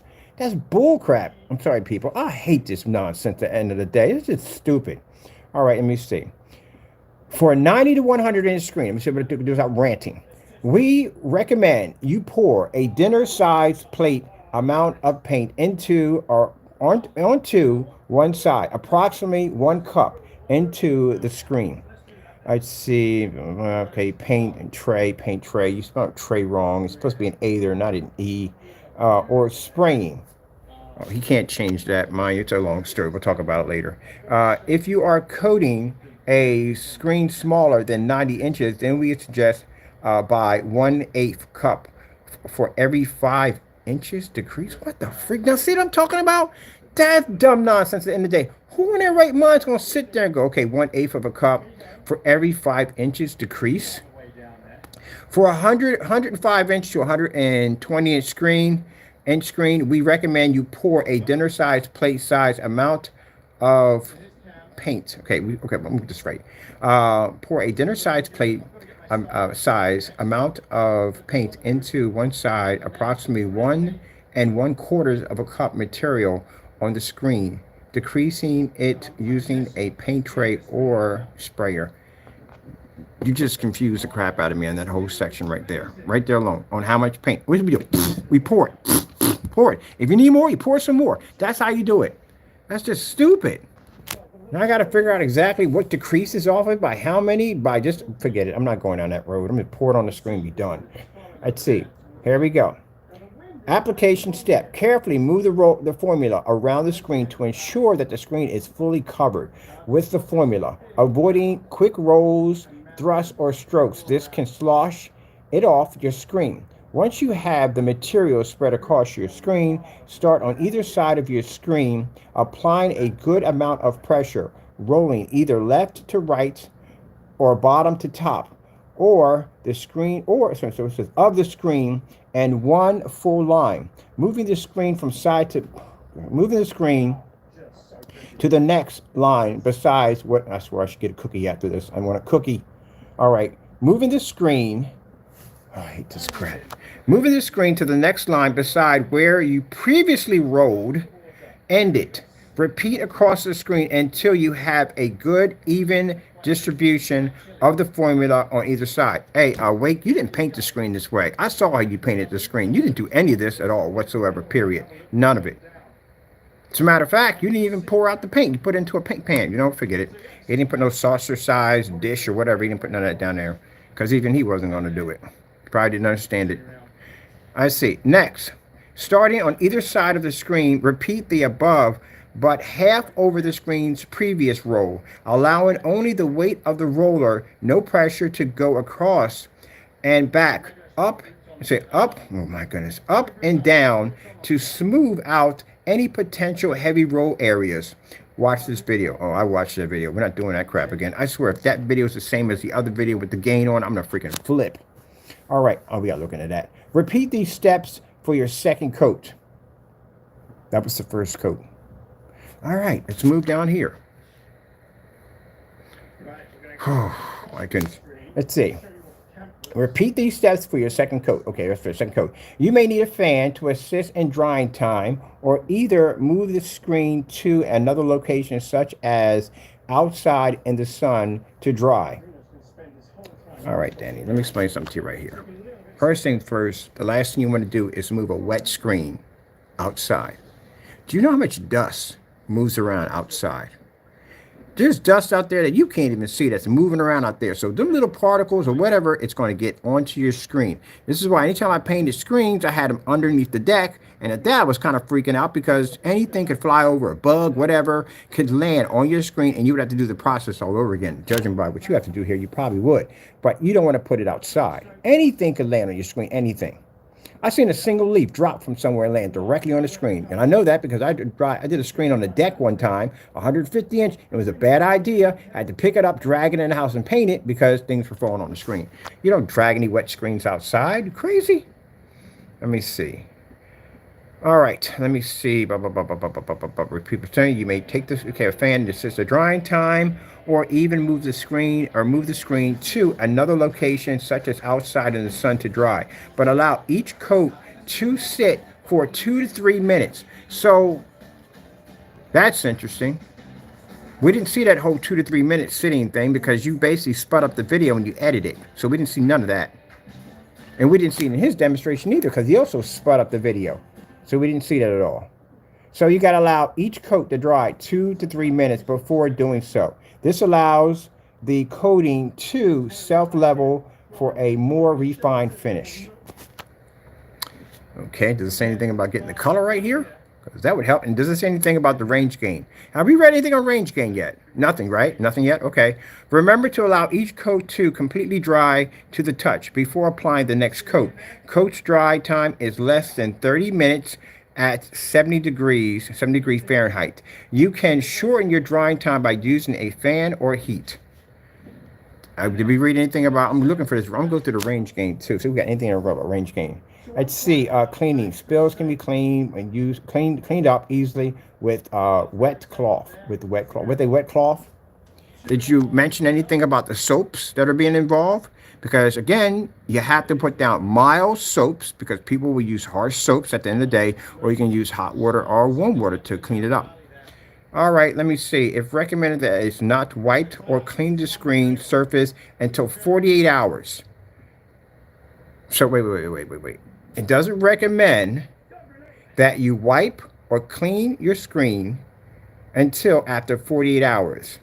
So guess what that says at the end of the day? You're not weatherproof. Because that means that if you were to dry, our screen dries in about less than 30 minutes. We've done the dry demonstrations. We've done paint and dry demonstrations galore. 48 hours? I got to wait 48 hours for that thing to dry? Why would it take 48 hours to dry? You got a thin coat. If you have a heavier, more dense paint, I can see about that taking something to dry. If you take a wall and you paint it with poly, which is very thin, and the other wall you paint it with stucco, which one you think is going to dry faster next to a fan? Be the one with the poly. You know why? Because it's thinner. So why in the world would you take 48 hours to dry?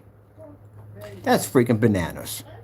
There's no way in the world. We got anything here but this range gain in here? Okay, this is the apply instructions right here. This is the surface that you can apply it onto. We're going to look for this range gain. Anything here about this range gain he talks about in here?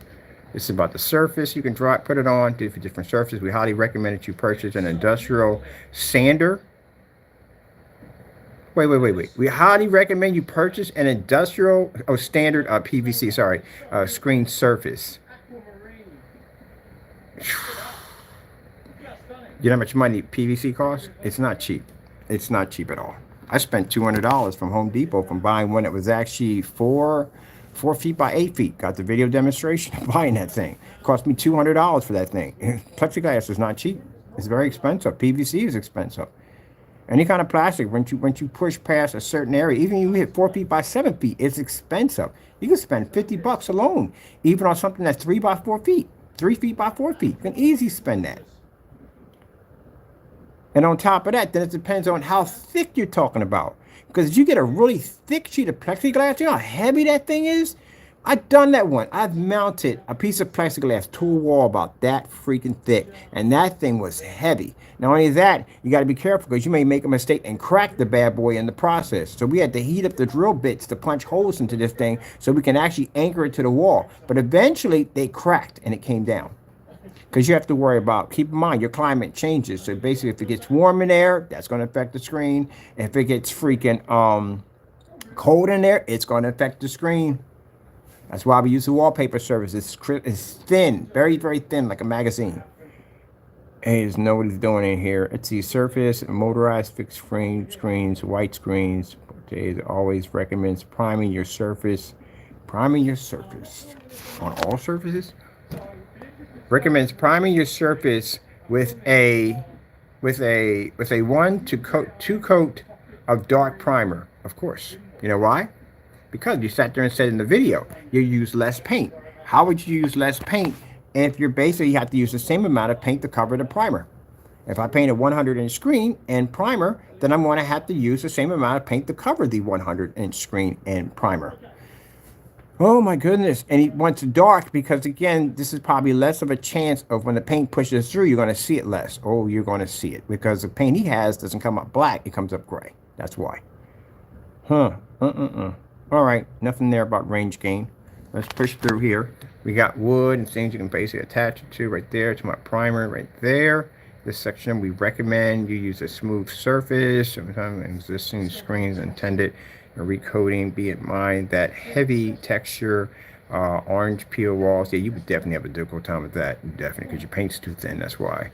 Extreme bumps impact, or extreme bumps will impact your results. Mild texture. No, you're not gonna pick. We'll test that when we get it down here. I'll make a mild texture wall.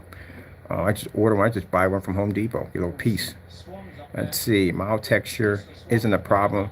But if your screen has paint over multiple times or heavy textures, you may want to consider replacing the material. Oh, shoot. Yeah, that right there. I told you. What did I just tell you? I told you because the product is so thin, it can't mask anything. So if your paint's been painted on already before, and say you might got some streaks in there or something in there, he's going to advise you to rebuy the surface again because the surface is so freaking, the paint's so thin, any imperfections is going to pull through. Right there, I told you that was going to happen. This product's too thin. It had a hard time masking the primer. So if it had a hard time masking, that's what I saw when the primer was pushing through, and I was seeing those little white spots or gray spots. If it had that hard of a time to cover primer, and mind you, primer is used to cover things, and it had a hard time covering primer, then that means anything else you put this stuff on, you're going to have issues. Told you that was definitely going to happen. All right, this is all about the sprayer, so there's nothing in there about range gain. This right here is about black or dark paint primer. Advises you black or dark paint primer. All right, there we go. I told you from the door why that's there for. Let's go over here and see before you start. Let me see. I'm not rolling for range gain. That's what I'm looking for. Rollers. Oh, man, I swear. When you sit there and say I have no instructions, there is no instructions needed. Just like you paint your wall, that's how you paint the screen. Very easy to do. We have some detail. Only instructions we have in there is what rollers you can use. And in any demonstration you watch me use, I've never used anything but a 9-inch nap roller in all my demonstrations. Oh, my goodness. Okay. And then over here we have, applying Parte's premium screen paints are over here. Premium paints. As see below is a description of what you will need. How to properly apply Parte's premium screen paints. We advise that you follow the application instructions for best results. Really? Question I'm going to ask you. Did you follow the application correctly when your screen changed multiple colors and would not apply to the surface? And not only it didn't apply to the surface, but when you showed the screen when it was dry, it had these lumpy, crusty, I don't know what that stuff was on the screen. So I'm interested about this right here. And there's nothing here that says anything about range gain. All right. This is the paint on demonstration, how to paint the screen, right? But over in here, there is a link. Let me see.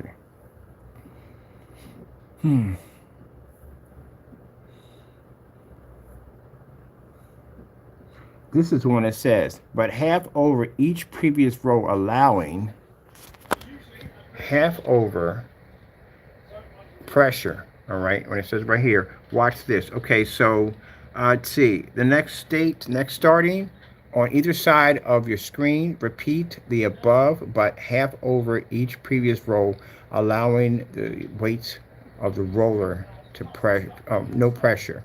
It's okay. There's supposed to be a demonstration on that. But I wonder if this demonstration also matches the demonstration for the range gain.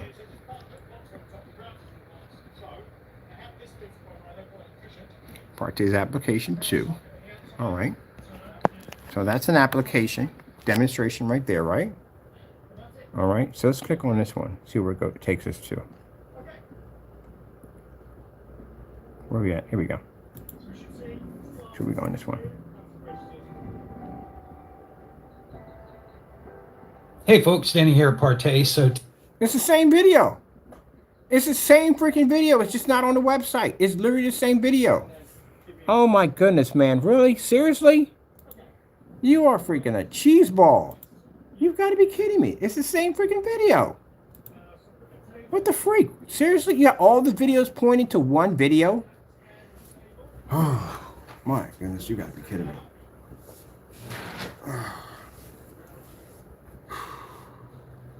Let's go to, hold on for a minute. Applications. This link just goes back to the same video, except for this one's on YouTube. It's the same video.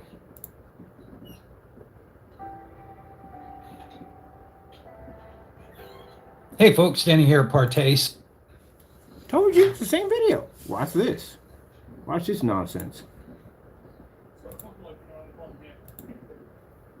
Let's go over to the range gain. See where that video leads us at. Application, premium products. Let's go pull up this gray paint over here. Sorry, buddy, it's not black, it's gray. All right, face the music. Let's see, let's go over and pull it where it says about the range gain. Here we go. Range gain application. So you can see what I'm doing. See, I'm not doing anything fake or doing anything dishonest. See right there, it says right here. It says approximate gain range 8.2, 8.5 can vary based upon application technique.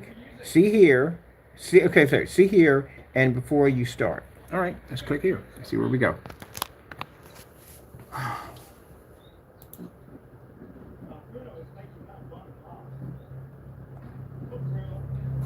So did we remove the link? Because I'm clicking there. What do we got? So it pulls us back to this. Oh yeah, it takes us back to this. Yeah, it pulls us back to this. Premium paints. See when I hit here? Watch, hit here. Right? I'm on premium paints. See when I scroll down? All right. See what's at the bottom of the screen? No video, right? Now when I click on here, right?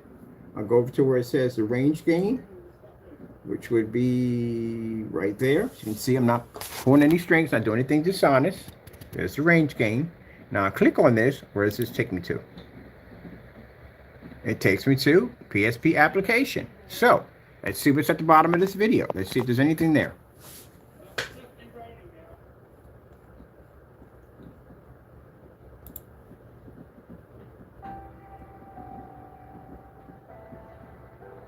Hey folks, Danny here at Partay. So Gee whiz, dude, you were dirty. That,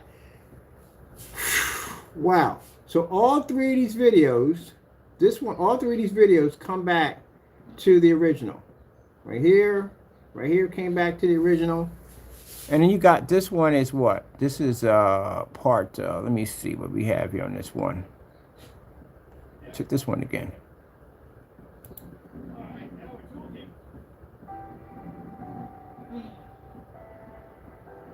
hey folks, Danny here at Partay. So today I'm just going to show you the application across the fixed frame screen. This is a fixed frame pine screen that I've made. I've used numerous times.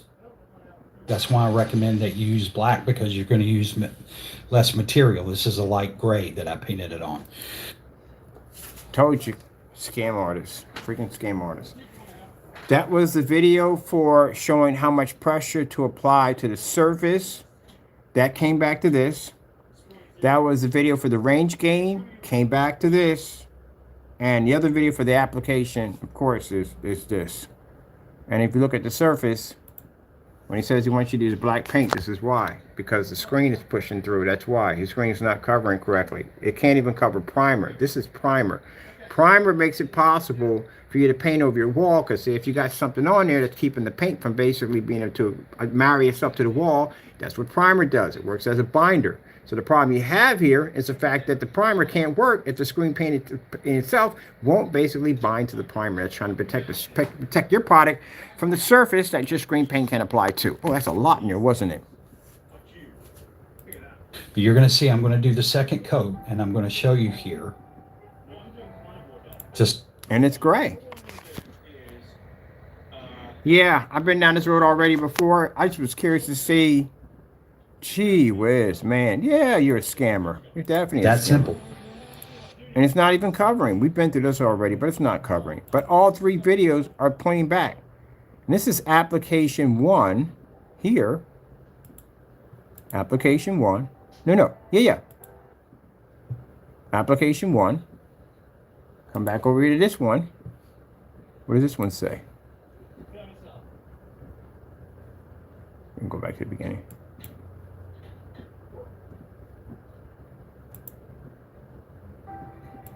Application 1.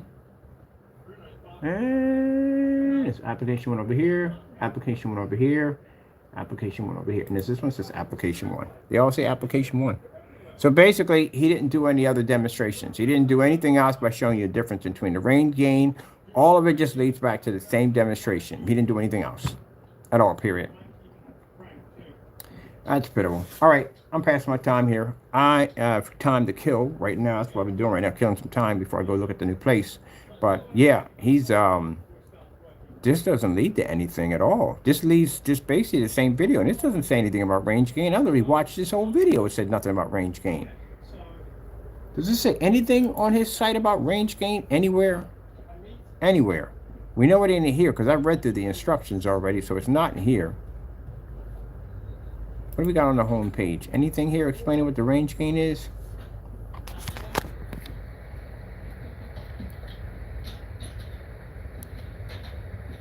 Paying thousands of dollars. How many certified screens have you tested to make that statement?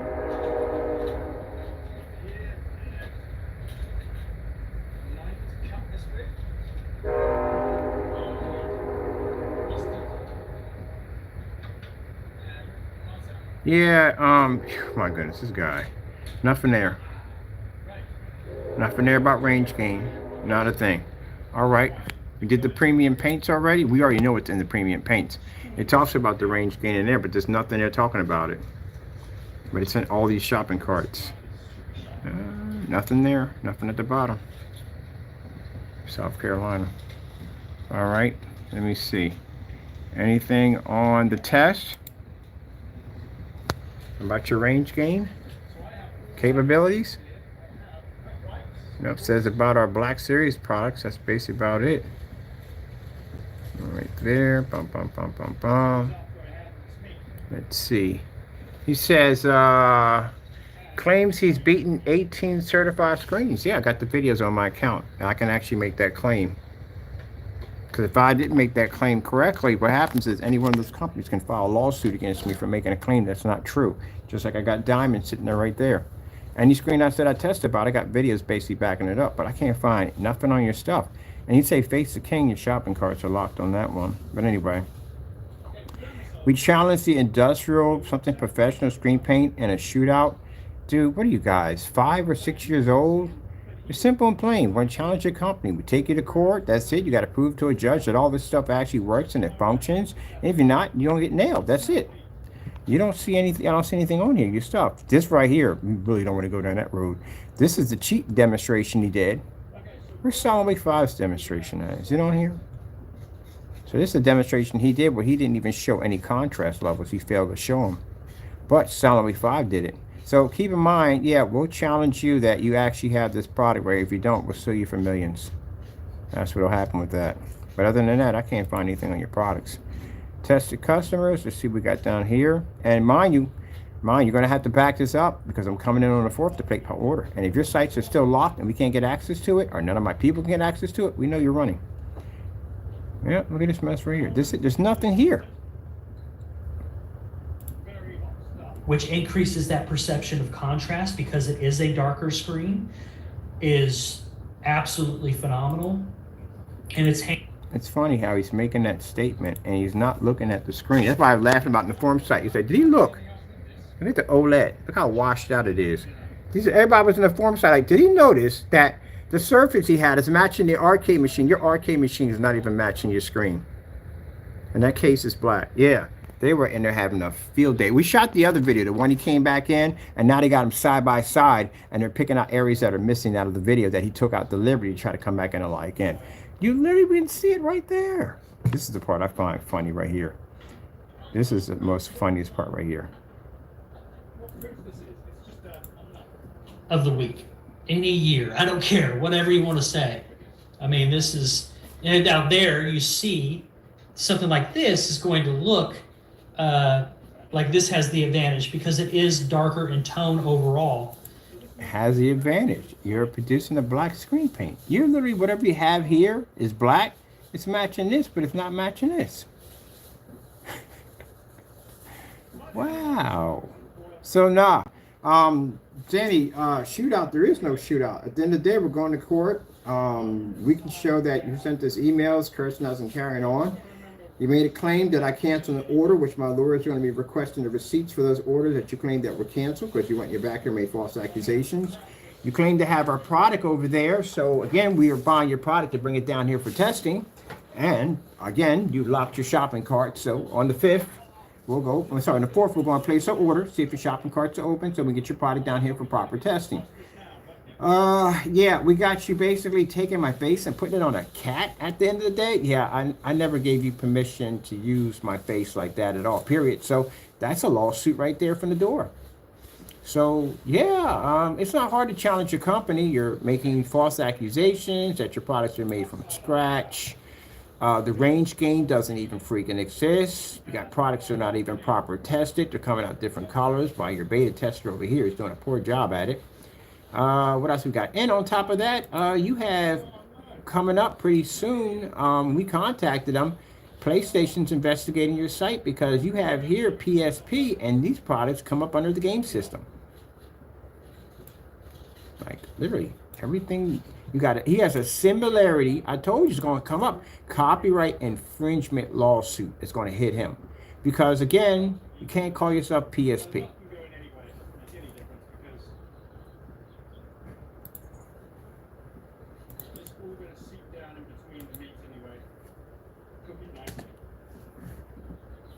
See, you don't come up. We come up. See, that's me. Where's your product at? It doesn't exist at all, period. You got this one right here. That's it. And in this demonstration, you overlap the screen. But Danny, sorry, not Danny, but what's the guy's name? Oh, my goodness. Wake went and did the contrast demonstration. So in the demonstration here, he never did any contrast at all. Because the screen's technically gray. It's not basically, you know what he says it is. And the rest of these, this is all PSP. So that means you only have one video, that's it. That's disturbing.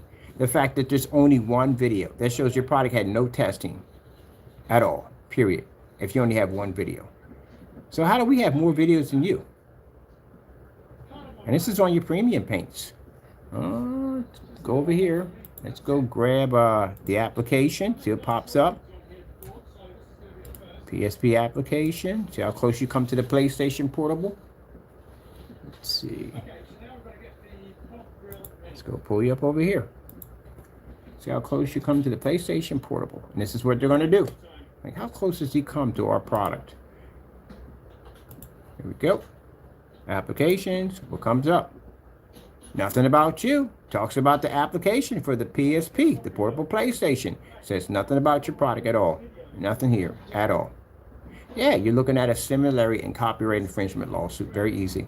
Let's go back over to your site. Let's grab PSP customers right here. PlayStation, get your PSP customers. Let's grab that. Get a copy of that. Go pop over here. Pull it up over here. Let's see if anything comes up. You got any customers out there? Let's see if anything comes up on your customers. Let's see what comes up. We have nothing. You know what comes up? Customers who bought the PlayStation Portable. Not you. At all. Look. Where are you? Not even there. If I make a video right now talking about, hey, you have no customers, guess what will pop up? Us, not you. You don't have any customers on this. That's why he's going to be hit with the similarity infringement lawsuit. I've seen people get sued, like I said, on 2 houses. One house had a red roof, one house had a blue roof, and one had a freaking sun and the other one didn't. And they still got sued. Too close. So your product doesn't say anything different. It literally says PSP. See? PSP. So the question is, this come with a free game system? Because I want a free game system with this. So that's everything you have over there. All this comes up under the PSP. You got over here where it says about Partey from Humble Beginnings. This is still here. This has nothing to do with you. And again, gymnasium and church are 2 different things. And you got it down as your installment. Here you lied right there from the door. You said your gymnasium, right? You don't even know what it is. You don't know the difference between a gymnasium and a freaking church. Look at that. And then got a nerve to write up here from very humble beginnings. That doesn't look humble to me. Yeah, you're going to have to change. What's going to happen is they're going to send him probably a cease and desist letter. They're going to tell him he got a certain amount of time to remove anything on his site that has anything to do with the people, to move all that stuff. Everything. Now, I can make it rough for you right now. I can sit there and say, no, don't do that. That'd be wrong. I was about to say that I'm right, because he's going to hate that at the end of the day. He'll go down with the sinking ship. He'll self-destruct. And I don't got to do much to get him self-destruct. It's very easy to do. They have this whole pride thing. What happens with them, they pump their product up too much. There's no test under their stuff. And when you hype a product up that has no testing, the fall is going to be so much greater. You know, like the fellow with No Man's Sky. Remember how he pumped it up at the first beginning? We thought we could do all this stuff and couldn't. But at least he came back in, admitted his wrong, and made a better product. That was actually fantastic. And I bought it too. It was great. But you guys pump your products up through the roof, talk all this stuff, and then when it fails, you come back and continue to lie over the lies you just told. So there's no way in the world he could pull it down. You know why? He'll come up with some kind of excuse. Some kind of excuse will come up, and he'll say, well, I pulled it down to make a better product. I'll bet you I'll call all your excuses right now, so you got nowhere to go. I pulled it down to make a better product. We come up with better ingredients. I want to make a better product. You've done this multiple times. You know that, right? You've done this. You come up with the goopity-goo. You sideswipe that one when we sat there and said we're going to drain the can. You had to come up with a new one because we're going to be on that one. You couldn't make it anymore. And now the PSP, you got to remove that. You ain't got a choice. I'm not going to say it. Because if I say it, he can't even change. Why? Oh, I can tell you why he can't change the word tray. Because I told him if he changes it, that means I'm smarter than him. I don't even know why they feed into that. It's downright stupid, but they do. He can't change it. Just like I told Jamie about delivered. You can't change it. If you change it, it means I'm smarter than you. So it's been that way since day one. If you change courts, I'm smarter than you. It's easy to lock you guys. Now, if I did something that was wrong and, I spelled something wrong and you say, hey, if you change that, I'm smarter than you. I couldn't care less. I'd rather have you think that I'm an idiot than the day than think 100 people coming in or 1,000 people come to my site and see that I'm an idiot. You kind of get that one right there? I don't care about that at the end of the day. Big deal. Move on. But you guys in the day, you're scared. You turn around and you go, oh my gosh, I can't let him know because this, yeah. You're going to pull that down. And you're talking about PlayStation. That's one place. Disney, PlayStation, Microsoft. These are big companies you don't want to be messing around with. You're going to have to remove that. It's too similar. It looks just like it's PSP. Looks just like it.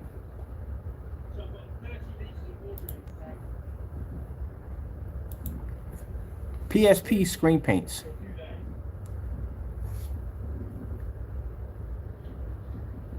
See right there? You're too close. Oh, there's the magic paint. That's all we got to say to bring the magic paint up. That's it. And I looked through crap at the end of the day. But right here, talks about the infringement. That's a lawsuit Sony's going to hit you with. But we got the whatchamacallit paint. Hold on for a minute. This is the magic paint. This is the. He's thinking of two different colors. He's not going to match it. There was no color, and ambient light is not going to work. He just did a video on this paint right here. The charcoal. He came back in and did it again. He lied again. Oh, we got to catch this one. I got time to kill right now. I'm going to go check this video out and see exactly what he's talking about, because he just did this product already. He did it right here. He deleted the video. This is the paint he's talking about. This is the charcoal. As witness, the other people have noticed this guy was making money off a company's name and not paying them a dime. Thank you. I just had a feeling. I went out there and checked, and my goodness gracious, we got the package. What do you mean you're going to just talk about the box and shipping? Probably. No, you will pop that top. So we'll show you. So this is the color that came out of the container.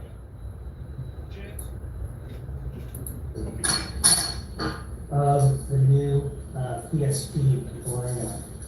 And there we have it, guys. Check it out. This is Polaris. Let's put it up to the light. Again, he says it's a dark gray. That's a... Yeah. Hold on for a minute. So I've seen you doing some dumb video up there about something about some product again. You go in it again.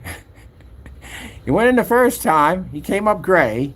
He came back in. He took out the star field in the meter reading, all that. He took it out and went back to the darkness. Look, it's coming up dark.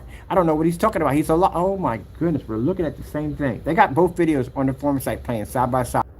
Here we go. So I'm curious to see this for a minute before I bounce out of here. I'm coming back in. I got time to kill. Let me see. I'm gonna see this video he's talking about here, because that's the video. I guess he's going to do that one because it's not existing, because he deleted it off his account. But don't worry, we got it. He deleted it off his account, not because of that, because when the process server came to serve Jamie, yeah, that's when he removed it off his account and the videos went missing. But good thing we made a copy of it, because, man. Let me see. I'm curious if this new what he's talking about now. Let me see.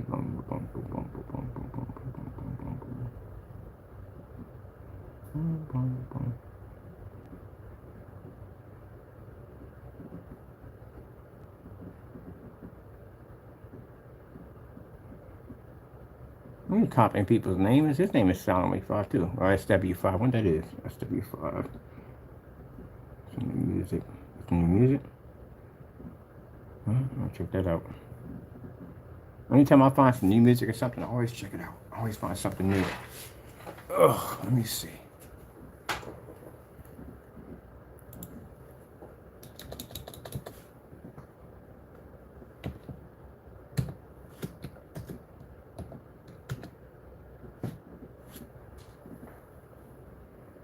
I'm searching, buddy, but you ain't coming up. I see somebody named Mick Taylor over here. Oh, that's interesting. That is really interesting. How would that even work?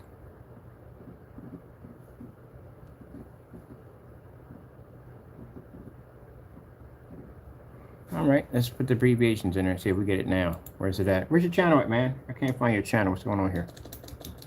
Oh, being delete channels, because you are a deleter. We know you're a deleter. I've seen you delete files left and right, but it ain't gonna save you. Keep in mind, your account's been investigated for the last, we'll put it this way, let me explain something to you. The minute the first charges were placed on Jamie, an open case started right from the door. So you guys were monitored all that time.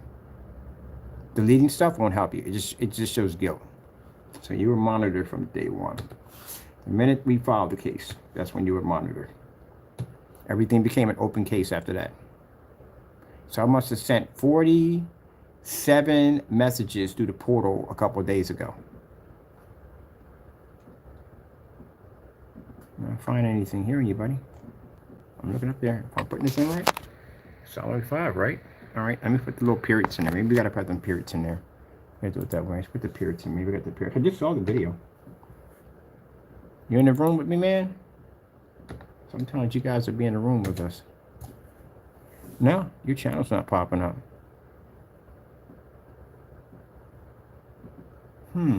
Let's go have a look at something here.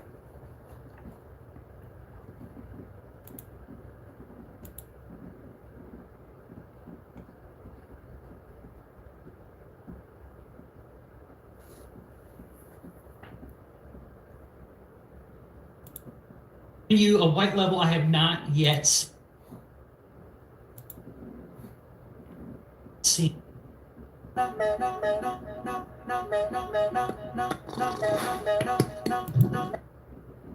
we go. Thank you. All right, let me see. What we got right here? Nope, that's the last. This was a month ago. Really? That's pitiful. This thing's been floating around a month, and people. We got to read the comment section. Now they want me to expose the comment section, right? They do. Or anybody on the forum sites, they want to see who's dumb enough to agree that product actually didn't come up black. And this is why I tell you, then this is why we can't find customers, and they most likely they're probably trolls in there. I think customers are smart enough to know the difference between gray and black. Let me see what we got going over here in this account. What's this supposed to be? Partey screen paint for small projector gaming setups. Well, you got to get the color right first. Let me see. All right, gang, welcome back. It's been a while. Here's the new Epson that I picked up for a gaming setup that I've been working on. Wasn't planning on showing for answers. In this spirit of DIY, if you find something that you're happy with and you've taken that journey, you remember you're the only one that has to enjoy And what paint you the screen see. on? You went through all that to not paint the screen on? What the freak were you doing? You got the paint right there. Why did you paint it on? Oh, shoot. I know what screen this is. This is the screen he had up there right there, the one that turned gray. Can we find the demonstration where he painted this screen in? Because I got to see this. And why is your environment so dark? Well, it's nighttime right now. I'm going to show you something right here. Look what's in the paint pan. Look at the color in the paint pan. Right? That screen didn't even change, which means this screen doesn't pick up proper color. Can we find the one where he painted the screen in? Because I'm looking at this one right here, but this one doesn't have... All right, I got to do a video on this. We got to call Getting to the Bottom of 50 Shades of Grey. I'm calling it that. I'm sorry, I'm calling it. Be back.